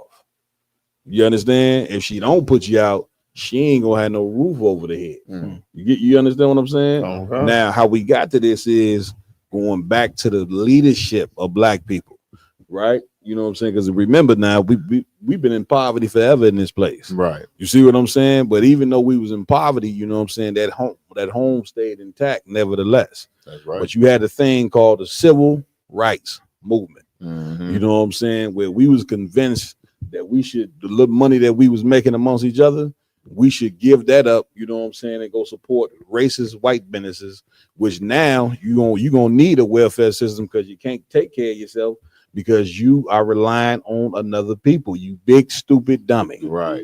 You see what I'm saying? Like, this is once again, y'all like to talk that talk, but when we as the priests of the Lord and ISBK get to telling you the real problem and the answer, you don't want to hear that your civil rights leaders was idiots. You don't want to hear that Martin Luther King was a big, dumb, stupid idiot. Right. And all the rest of them cats that rolled with him in the 60s that your parents cried crocodile tears over, you know what I'm saying? You don't want to hear that these cats the ones that put us in a up position, right? Because they did. Yeah, you don't know, you know what I'm saying? That, listen, the white man wanted civil rights for you. He wanted you to give up, you know what I'm saying, your businesses and rely on him. You heard what she said, you know what I'm saying, about they return back to their daddy. Right. We've been saying on the show all night, that's been the theme of the show tonight, that the white man is your father, but he's a horrible father. Right. You understand? Like, this man ain't meant to be how in the hell your enemy gonna be your father? You see what I'm saying? He gonna feed you poison. When the dinner time comes, he's sitting there, he feeding you poison, you sitting there eating. You know what I'm saying? But at this point, we should know that it's one thing to be fed poison and don't know. But a lot of you cats know. A lot of you educated cats that work with white people, be around them, you know these people racist as hell. Right. You think the civil rights leaders ain't know that these cats was racist as hell, man? Right. They knew they was racist, but nevertheless, when a man is money hungry, he will sell out his own people to eat, to starve. And that's what the Martin Luther King and them civil rights leaders did until they end up getting played. It ain't no different from a drug dealer. Right. A drug dealer will kill the whole neighborhood, you know what I'm saying, and just so he could ride around in a fancy car, you know what I'm saying, with some rims. The whole neighborhood cracked out. You see what I'm saying? But he able to take trips and go to the Super Bowl and everything else and buy a big house somewhere, wear big jewelry, but everybody in the neighborhood is cracked out from this nigga selling drugs. But what's crazy is everybody in the neighborhood love him, even though he's destroying. We in a jammed up situation. It's been the focus of America to make you a criminal since the inception of this place. They've been making you and wanted to make you a criminal. You see what I'm saying? Because what is the Constitution? What they say in the Constitution, Maya, about slavery? Oh, can we get that? Yeah, pull that in the Constitution, you know what I'm saying? They quote unquote ended slavery, you know what I'm saying? But then said in the very Constitution, if you become a criminal, then you can go back into slavery. But you supposed to be knowing as a black people, you big stupid dummy, that America is gonna make you the criminal so they can put you back in slavery, which means slavery ain't went nowhere. That's why the sister Michelle Alexander wrote the damn book, you know what I'm saying, called, what was the book called, Ryan, that she wrote about the prison system? I forget the name of it. Sure, Cap. If somebody can remember that book, Michelle Alexander wrote. Go ahead, my y'all. All right, sorry, sir. Please.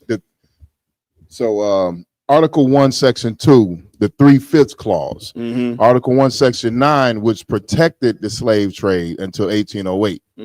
Right? Then they had the fugitive slave clause, but all of those were done. Then the 13th Amendment, ratified in 1865, ended slavery in the United States with the provision allowing involuntary servitude as punishment for a crime. You see that? They so-called ended slavery. How in the hell you going to end slavery, you know what I'm saying? And the people, you know what I'm saying, who you didn't so-called let free, leave the plantation with nowhere to go. You see what I'm saying? All coming to you. How you going? You can't end slavery that way. The way that you end slavery is you have to give back to the people everything that you took from them. Right. You know what I'm saying? And here's the first thing that black people and Hispanic people have to be given back. They identity. That's number one. You know what I'm saying? You beat the hell out of our forefathers, brother, to where you ain't even want our people to carry their names. But a name, you know what I'm saying, is a direct line to your legacy. That's right. Black people right now don't know, you know what I'm saying, that they the chosen people, or know that they the Jews, because you cut them off from their legacy, man, which is evil as hell. You understand? Like something you could not believe to do that. And listen, we don't even want to fight to find out who we are. You get what I'm saying? When you should know that you the chosen people, you should know, you know what I'm saying, them cutting you off from your legacy was very important, because you are the heirs, you know what I'm saying, to run the entire earth. And that's why people hate you. It ain't because of the color of your skin, you dummy. You understand? You got other dark nations around here too. They ain't hating on them like they hating on you. They hating on you because it's something in you that ain't in the other nations. Right. You see what I'm saying? Like you the Lord's chosen people, which means you above all people. Naturally, you still running around talking about, oh, they hate us because of color of our skin. I don't see a bunch of East Indians all in America. I don't see them filling up the goddamn prison system. Right. What are we talking about? Right. Brian, you want to say something? Yeah, come on. Slocky, go ahead. Talking about Cap. The book you asked about. Yeah, it was called the new Jim Crow. The New Jim Crow. That's what it's called, by Michelle Alexander. You want to check that out? Read that. And any cat that ever been locked up in the county, prison, or whatever, you know what I'm saying, he know, man, when you go in there, you gonna see in there nothing but black and brown. You're gonna see slavery firsthand. You understand? I had caught my case before I came in the truth way when I was young, and they was just transporting me, brother, from one floor to the next. But as they transported me, I go to this one floor, brother, it's like 100 Judah. I was 19, but these guys was younger than me. They had to be 15, 16. It's 100 of them in line. Now I'm nowhere in the truth, no net, but I'm looking at this like, what the bitch? Damn. You understand? Like that shit wigged me out to see 100 of my brothers, you know what I'm saying, standing in line like that. Brother, it made me sad. At 19. Yeah, accountable. You know what I'm saying? Like, come on, man. Where the strong men, you know what I'm saying, to stand up, get in the game, you know what I'm saying, and help change this situation. Don't look for the white man to change your situation. We gonna have to change our situation. You see that's what the UPK is doing. We stepping up doing it. Commander Jane Hunter then took on the task to change the situation. You study looking for your oppressor to change your situation, which is the stupidest thing you could do. Right. How do you know you looking for your oppressor to change the situation?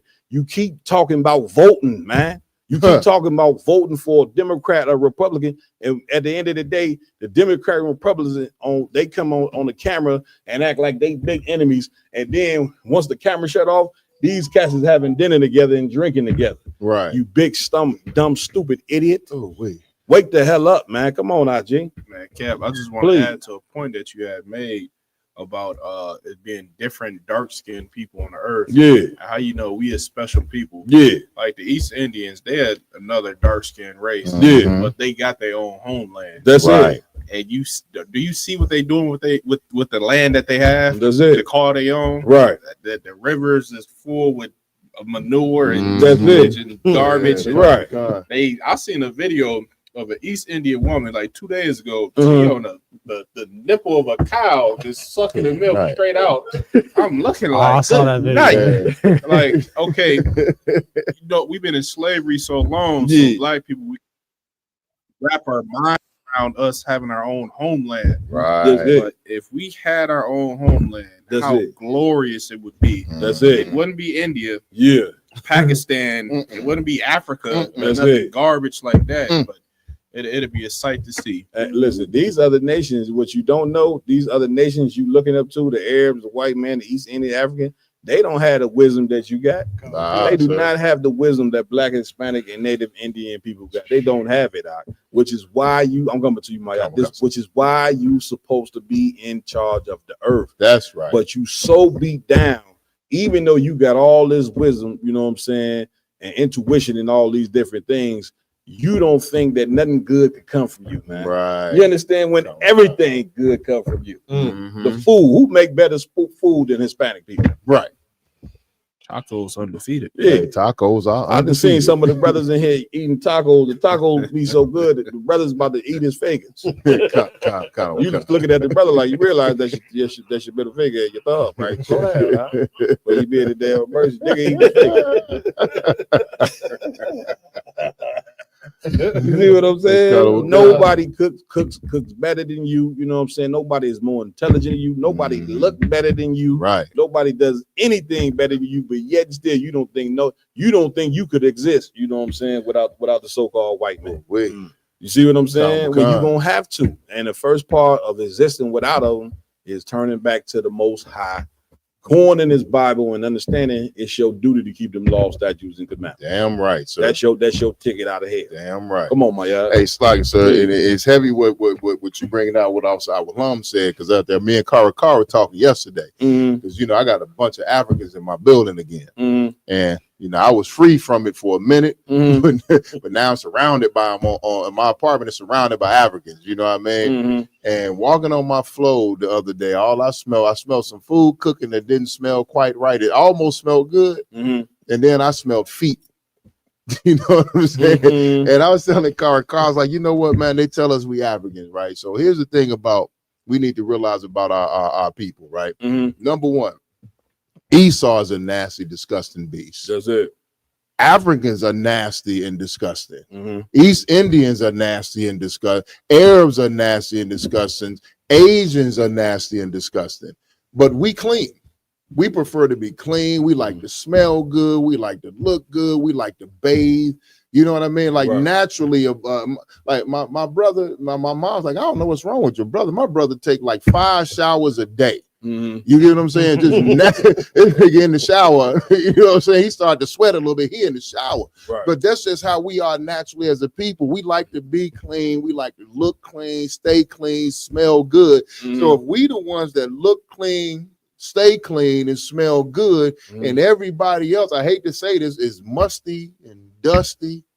You know what I'm saying? There's a distinct, obviously we're not them. We're not Africans, because we don't like to do the things Africans do. We don't even like to smell the way Africans smell. It's not in our nature. So we got to be something different. So it only makes sense that we the Israelites, because we the only people on this earth, Black, Hispanics, and Native Americans are the only people on this earth that follow the laws of cleanliness. It's just instinctual in us. You know what I'm saying? We're not trying to be like them. And then I got this, Cap. We went through what was called seasoning camps when we came over here. And if I could, real quick, not to be long-winded and drawn on, Cap. Please. The main goal of seasoning camps, the seasoning process was physical acclimation to adjust enslaved people to the new climate, diet, geography, and ecology of the Americas. So when we got off the slave ships, they put us in these seasoning camps. They had a process to adjust us to the climate, right? Psychological manipulation to instill obedience and a sense of submission to their new owners through terror and violence. Labor training to teach them the necessary skills for plantation work, especially in the production of cash crops like sugar. Cultural erasure to force them to abandon their original language, customs, and social structures, replacing them with imposed identity and a Christian name to make them easier to control. That's it. This is what they did to us fresh off the slave ships, Cap. That's why we so destroyed to this day. Give it up for the brother for bringing out that information. What we going to next, Mike? Roman 1. Let's do it. Whatever you got. Whatever you want to go. Bro. Let's do it. You got the article, RG? Come. Let's get it. Which one we going with, Roman? Oh, good. Okay. If we could. I got it. You can post it up there and let RG read it. This is the root. Why folks are trashing Khalees calls for black folks to start over in Africa. It's been over a year since Khalees made the move from California to Kenya, where she lives on a 300-acre farm with her 3 children. Right. Now the milkshake artist is sharing why she thinks folks from the diaspora should follow her to the land of opportunity, but her followers are not really feeling the idea. In a recent Black people finally saying the hell with that damn Africa. We've been talking the same thing, man, since we've been over here, returning back to the motherland. You know what I'm saying? Well, obviously the motherland, you know what I'm saying, ain't think too much of you because the motherland sold you. Right. You know what I'm saying? The motherland put you in chips. Right. You get my point? Go ahead, Avalon. Come. Please. The artist spoke about the pushback she received for a pro and con series she made about living in Kenya. Among the pros, Khalees listed Kenyans being friendly, affordable, and good quality health care and the ease of doing business.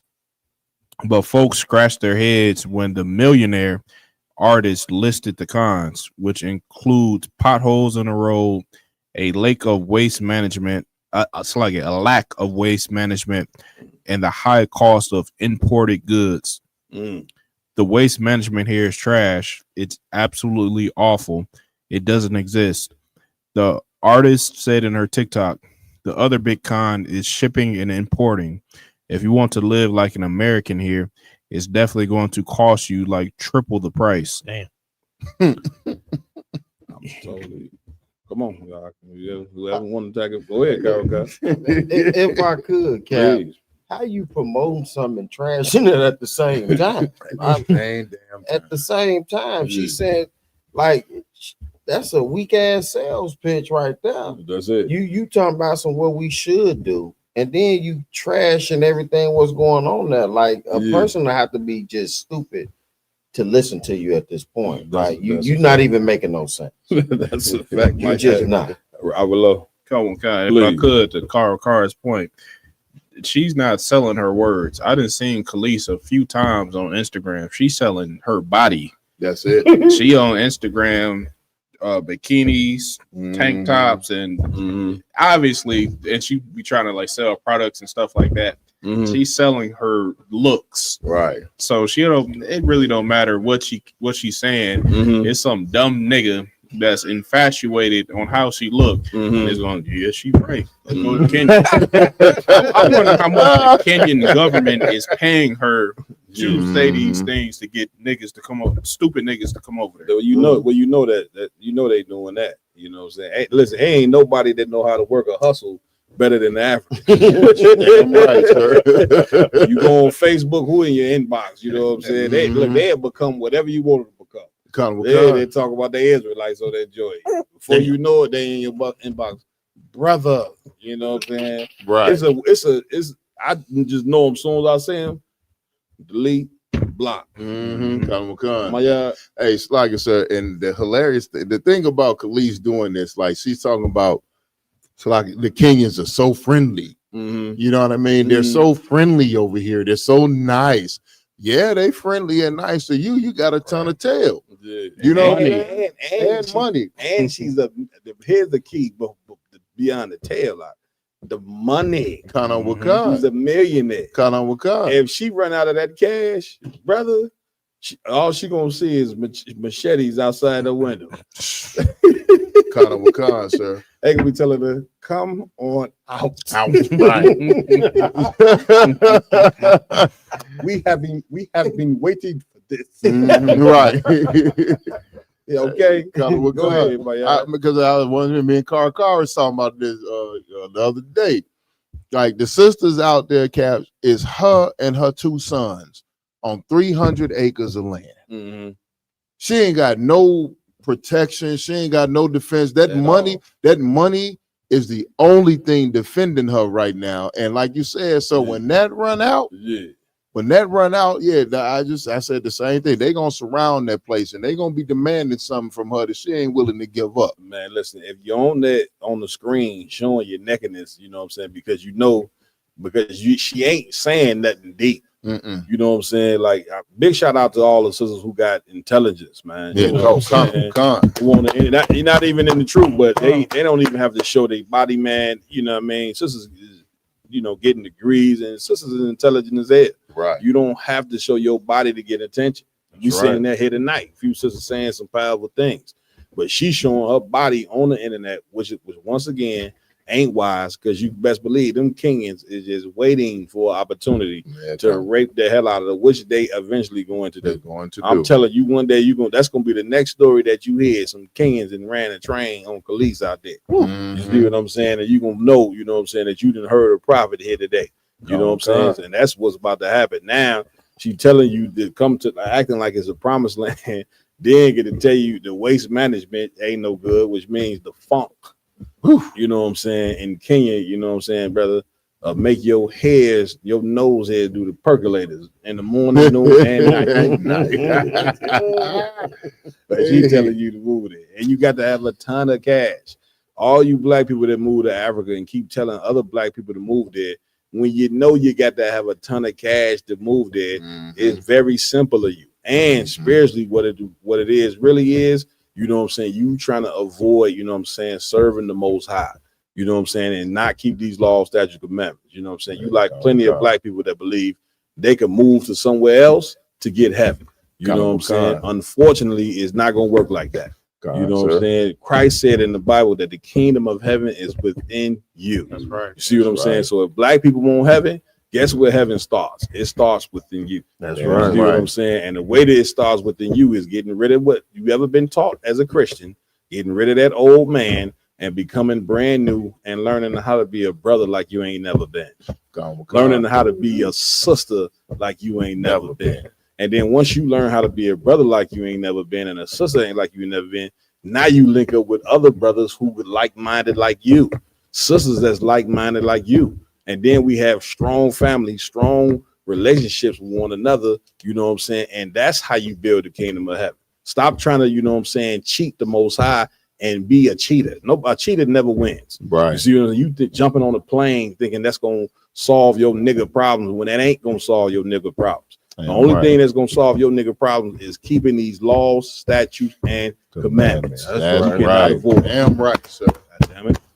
Go ahead, my y'all. It's like I would say, you know, the scripture said in the eyes of 2 or more witnesses, exactly what you said about Khalees is what me and Carl were talking about. I said this, them Kenyan men is coming for her. Yeah. She don't even know it. All she got is her 2 young sons to be some form of protection. That's it. She done left Nas.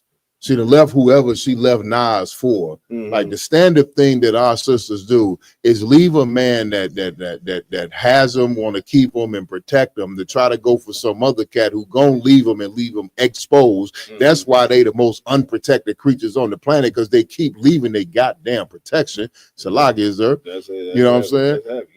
Give it up for them, you know what I'm saying? And then the other part of what the sisters doing, Cap, she's saying, well, now, because people was like, hey, says that don't sound appealing. Yeah. You know what I'm saying? Like she getting flattered like you're not making a good case for me to come to Kenya. So she got on and made another post like, no, see, y'all don't understand. I'm saying this is business opportunities out here. Yeah. You know, the waste management, if you get a trucking company and get some contracts and the potholes, you can repair the potholes and get them Africans ain't finna give your Negro behind no goddamn contract to come into Kenya and fix their roads and pick up their trash. Here's one thing that Africans know about black people: that you got some cash. You equate for $8 trillion. You don't think the Africans know that? So they go create a commercial and say, brothers and sisters, come home. You know what I'm saying? Right. Because they want your dollars, and you so dumb. You just so dumb. And because you don't know your nationality, you think you African, you run right over there and give them every dollar. Can't you see? You know what I'm saying? This is why America's so rich. America's so rich, you know what I'm saying, because they got a perfect slave. Right. They got a people whose dollar, you know what I'm saying, don't rotate but 30 seconds. Mm-hmm. You see what I'm saying? So it's almost like we doing free labor like our forefathers did back in the day. You see what I'm saying? Because our leadership do not know what the hell to tell us to do and what direction to prove in. Right. Like if you want protection, whether you're a man or woman, here's the real form of real protection. Real protection is wisdom. You know what I'm saying? That's what real protection is. Right. You see what I'm saying? Because of course, physical protection is cool or all that, but wisdom and knowledge and understanding is the real protection. You know what I'm saying, that we need as a people. That's right. Come on, Carl. If I could, Cap, what's so sad is that she sound like, I don't know if I'm reaching. I don't feel like I'm reaching. She sound like she trapped already. She can't come back. Damn. Like, break it down. Like when that money run out, how you gonna get back over here? Right. You're not gonna they gonna drain you, and you're gonna be right there. That's crazy. You're not coming back. That's crazy. And that's why I feel bad for the sister and her two sons, because I'm listening to what she's saying, and that's why I said, how you trying to sell something and then trashing it? That's right. You sound trapped. That is insane. Like I just don't man, that's just crazy to me. We ain't clapping because it's the trap. Right. No. But what the brother just broke down was heavy. You know what I'm saying? So, damn. What we at next, Aki?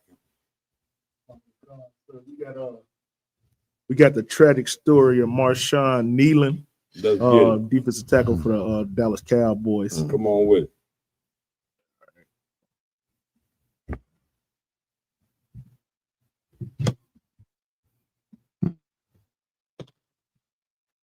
This is going to be the last one, everybody. Come on. Tonight, there is shock and sadness over the death of Dallas Cowboys defensive end Marshawn Nealon by an apparent self-inflicted gunshot wound. We're learning more about the player's state of mind in his final hours from police dispatch calls obtained by TMZ Sports. Officers revealed the disturbing text Nealon was sending to his girlfriend and his family, telling them goodbye. Here's a listen. She's saying he is armed and has a history of mental illness, and her quote was, "He will end it all." They just received a text from him, a group text from him saying goodbye. They're concerned for his welfare. We have a lieutenant calling in from Plano advising that the NFL is calling Plano PD, and the subject is texting his family goodbye. Texas police say they discovered Nealon's body this morning in an area off Dallas Parkway in Frisco. This grim discovery came hours after he got into a pursuit with state troopers, then crashed his car and fled on foot. The troopers used drones, they used dogs, finally making the tragic find around 1:30 this morning.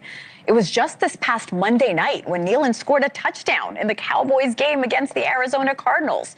His team, the Dallas Cowboys, released a statement saying Marshawn was a beloved teammate and member of our organization. Our thoughts and prayers are with his girlfriend, Catalina, and his family. Nealon was only 24 years old. Thank you for watching. Where we going? Jake, if I could, Cap, did they ever say why the police was chasing him or after him? Apparently because he was speeding. This is what they were saying. You know what I'm saying? So, either one of y'all. Come on. I said, at 24 years old, that's very young. Yeah, absolutely. You know what I'm saying? Like you still a child, to be honest. That's a fact. You know, you still a child. 24 years old.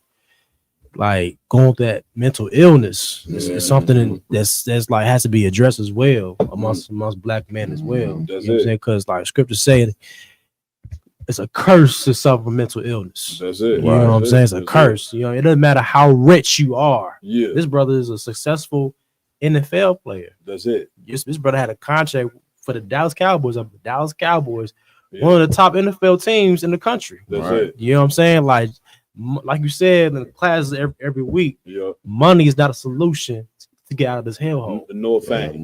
No fame. You know what I'm saying? Right. You heard what she just heard, how she said it. Her voice saying he scored a touchdown. Like, man, black people, man, this slavery that we under, man. I mean, in the midst of her talking about a man's death, she got jittery and real happy about a cat scoring a touchdown. When scoring touchdowns on Sunday, black man, mean absolutely nothing. It means nothing, you know what I'm saying? You know what I mean? For you, Romo, you gonna say something? Yeah, it means absolutely nothing for us as a progression of people. Right. Slam dunking, you know what I'm saying, and scoring points points and all that. That means absolutely nothing for us as a people. But we've been made to believe that sports achievement and entertainment achievement means that we making progress. When obviously this cat, if he had a mental illness and scoring a touchdown, you know what I'm saying, didn't help any of that. And I'm gonna tell you, you know what I'm saying, I would hang on tight about this story here, okay, because this don't sound right. This does not sound, you know, just in my opinion. I could be wrong, you know. So I think it's gonna be more to come out to this story here, you know what I'm saying, because they was in a high speed chase with this guy. You see what I'm saying? And then it took them 2 hours to find them. They said 3 hours, you know what I'm saying, to find them dead. How it take 3 hours to find somebody dead and you was in a high speed chase with them, dogs and a drone. Right, they had dogs and a drone. Come on, like this right here sounds like a lynching. They're trying to cover up as a suicide. Now, that's just me.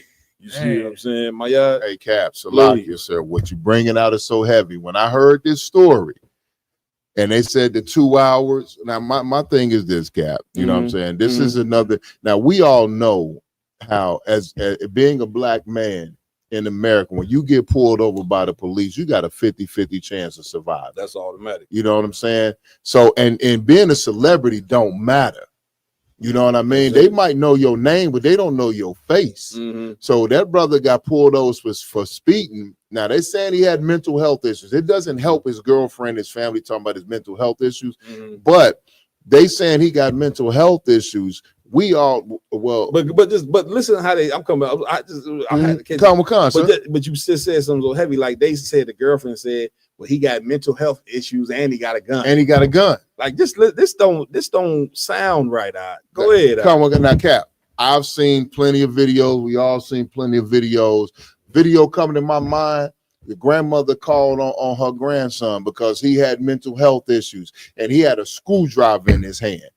And the cops came up to the door and she said, he in there, he crazy, you know, he mental health, he going out. I just need y'all to calm him down. And the brother walked out with the screwdriver and bop, bop, bop, bop, bop. Right. Now, when I saw this, Cap, the same thing you said, in my mind, I said the same thing. Yeah. They covering up. That's it. You know what I'm saying? And if it turned out the brother had, because plenty of brothers have mental health issues and they don't have brotherhood, they don't have guidance, they don't have what we have here in the ISUPK. That's it. You know what I'm saying? Give it up. Give it up. They don't have the counseling. They don't have Commander General Yohana. They don't have General Muhammad. They don't got Captain Marquardt. They don't got Captain DeBar. You know what I mean? And a countless other Captain Tazariak and a countless other hosts of good brothers that will keep you together and keep you solid in your worst moment. You know what I'm saying? They don't have that. That's it. But also, though, you know what they do got? What's they got? A coach telling them to run them drills. Run, nigga, run. You see what I'm saying? They've been telling us that for a long. All black men get you. Listen, if you black and Hispanic, you gonna have some form of mental illness living in America. That's right. That's a straight up fact. Like the brother bringing out, it matters who is helping you with that mental illness. You know what I'm saying? In the ISUPK, we got Commander Jenny Hunt. You know what I'm saying? We got all the generals under Commander Jenny Hunt. Right? We got captains. We got a structure in here to help with a brother that might be dealing with a mental, because brothers come in here with mental illness. Yes, they do. But the support system, brothers and sisters, Right. that's in the ISUPK is second to none. I wouldn't tell you, you know what I'm saying, if it wasn't true. I'm in it, so I know.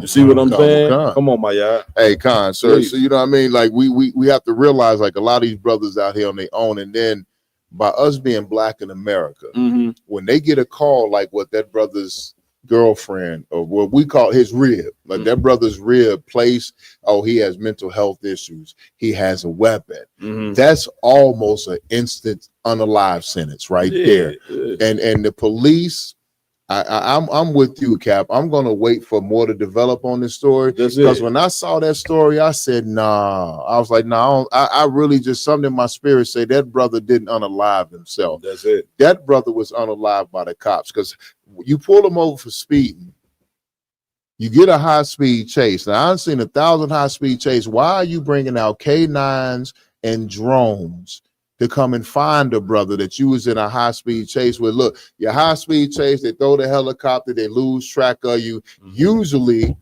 in 99% of the cases I've seen, you lose track of the suspect, they let it go. Why y'all for 2 hours searching for him? Because you know why? One of them cops let off a shot. Listen, over you searching for a cat for 3 hours. For 3 hours, yeah. Brother, over a speed ticket? Right. And you brought out the drones, Cap. Like, you sending drones and dogs. Like, this sounds like a manhunt. Okay. Now, once again, we're not saying, you know what I'm saying, that the cops did it. We're not saying that. Well, here's what we are saying. It sounds very suspect.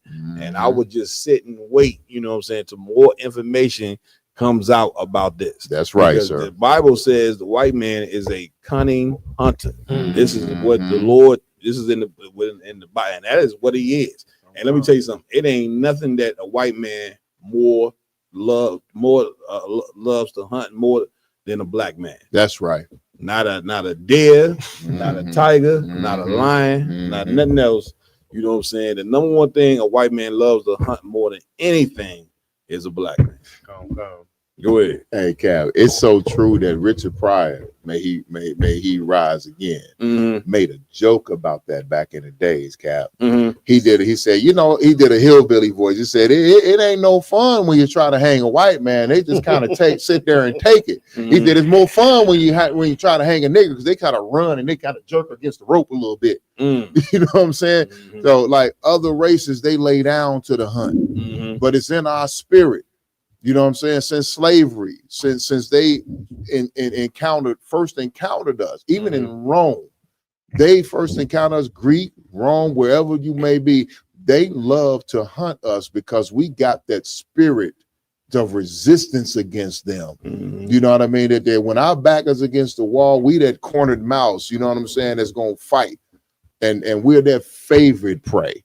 You know what I mean? Everybody else lay down to them. We lay down for a minute, but you put our back against the wall, you put a serious situation, our life on the line, our family on the line, we gonna give it all we got. That's it. That's it. Give it up. Give it up. Give it up. How long? Oh God, man, Cap, y'all reminded me of a movie I need to go see. The Predator.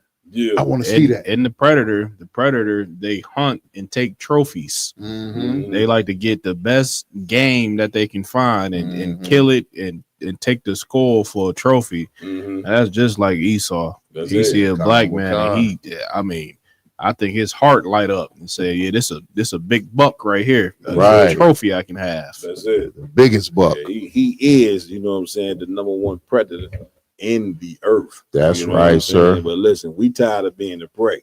You know, it's time for the prey to become the predator as well. Damn right. The way that you become a predator, black, Hispanic, and Native Indian man, is not being an unaliver, you know what I'm saying, like the white man, is by coming back to these laws, statutes, and commandments. You know what I'm saying? And listen, building an army. Because you see the days are approaching where you're gonna need it. The Lord said, one of my favorite scriptures, Zephaniah 2:1, gather yourself together, O nation, not desire. That is an order from on high. You can ignore it or you can adhere to it. Is your choice. You know what I'm saying? With that being said, I'm gonna give it up. You know what I mean? One hell of a show. You know what I mean? I want to give it up. You know what I mean? That's right. You know what I mean, brothers? You know what I mean? Did a hell of a job tonight filling in.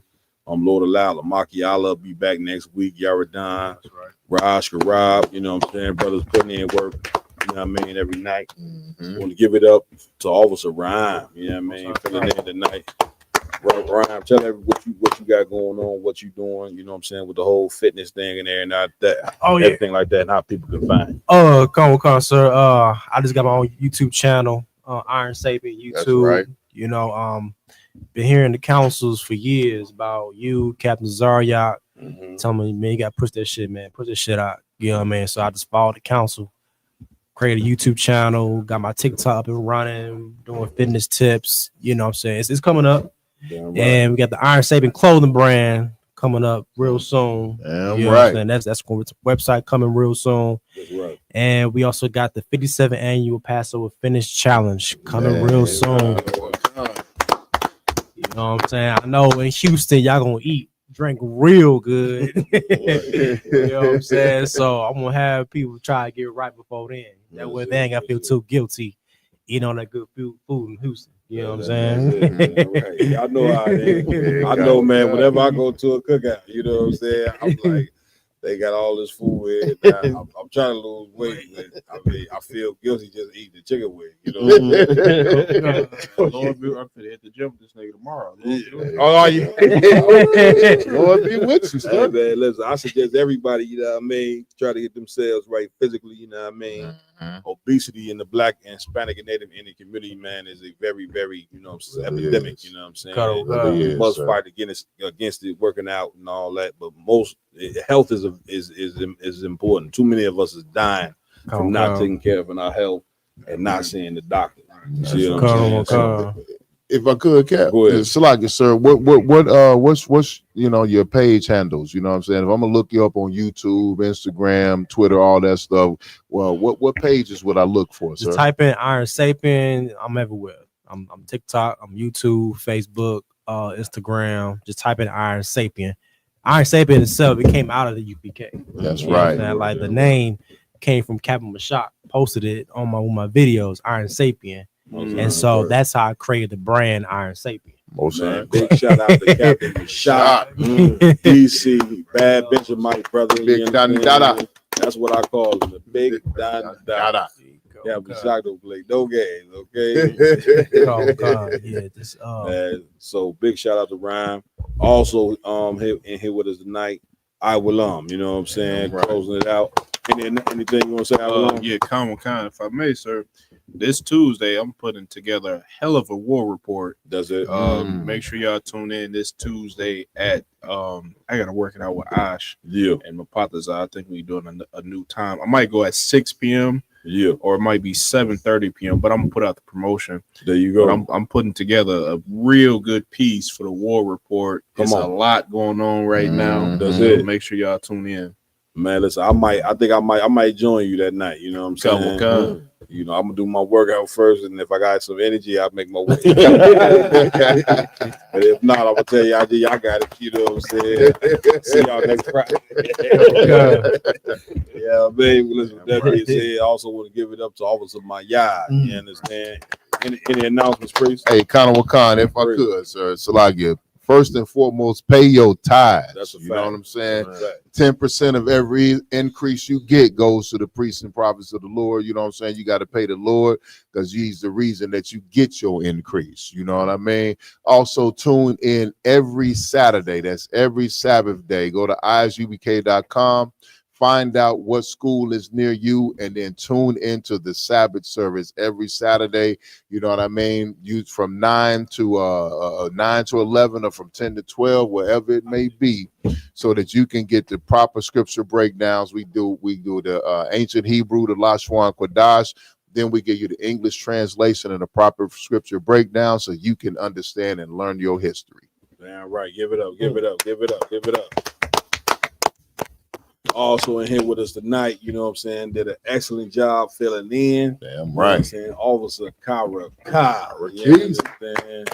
Anything you want to say before we close out, Kyra? I mean, if I could, real quick, sir, it's just an honor to be invited to the round table truth, be amongst the great men that raised me up in this truth. And you know, anytime I could just sit amongst the outer one, you know what I'm saying? It's the great thing, you know what I'm saying? And if I could real quick, shameless plug, tune in Tuesday night biblical law class. Like you brought out, your health is so important. And with biblical law, it's gonna have you healthy physically, spiritually, mentally, and physically. Damn right. So you know them laws, you know what to eat, not to eat, you know how to behave, how not to behave. That's it. And that's gonna get your spirit in tune. You know what I'm saying? With another great brother that helped raise me up, also Rum, you know Come what on, I'm saying? man. So, Right. hey, I'm reading most of the time, but sometimes he hand me the keys, Cap. So Damn you right. know, it's an honor to be able to serve the Most High in Christ under Commander General Hunter Ashby K. Come on, man. Get this brother a hand. I could say something about Carl Carr. Carl Carr, man, he's a like a brick that fills in whenever you need something, man. Like that's how Carl Carr is. That's it. This brother, every time you need something, man, Carl Carr is there. Damn Like, right. even for the fire weekend, for every event, he's there. That's it. You know what I'm saying? When Carl Carr first came to the truth, man, he was real iffy. You know what I'm saying? Didn't want to talk to nobody. You know what I mean? Like trying to get the feel in. But now today, man, brother, right now, he's hardworking brother. Damn right. And now tonight, he's a host at the Round Table of Truth. Damn right. You know what I'm Damn saying? right. Listen, man, the brother works so hard and so diligent. You know what I'm saying? If it's a sister out there that's looking for a good man, all right, looking for a righteous man, he ain't gonna take no bullshit. Now. You know what I'm saying? A lot of y'all sisters didn't ruin it for Carl. Right. They talk about Carl about a red, be like, man, I'm good to go. You sisters is rotten as hell. Y'all think rather that even want a damn wife. Right. But I know it's some sister out there, you know what I'm saying, that's gonna come and take care of this priest. You know what I'm saying, like he's supposed to be taken care of. So Give him at the end of the some. day, he's a real nigga, you know what I'm saying. If you're a real sister, like General Muhammad say, give him some. Give him some. Give him some. Whoop it on him. Right. That's right. Yeah, you know what I'm saying? They Carl walking here, you know what I'm saying, with his boots untied. Take hold of him.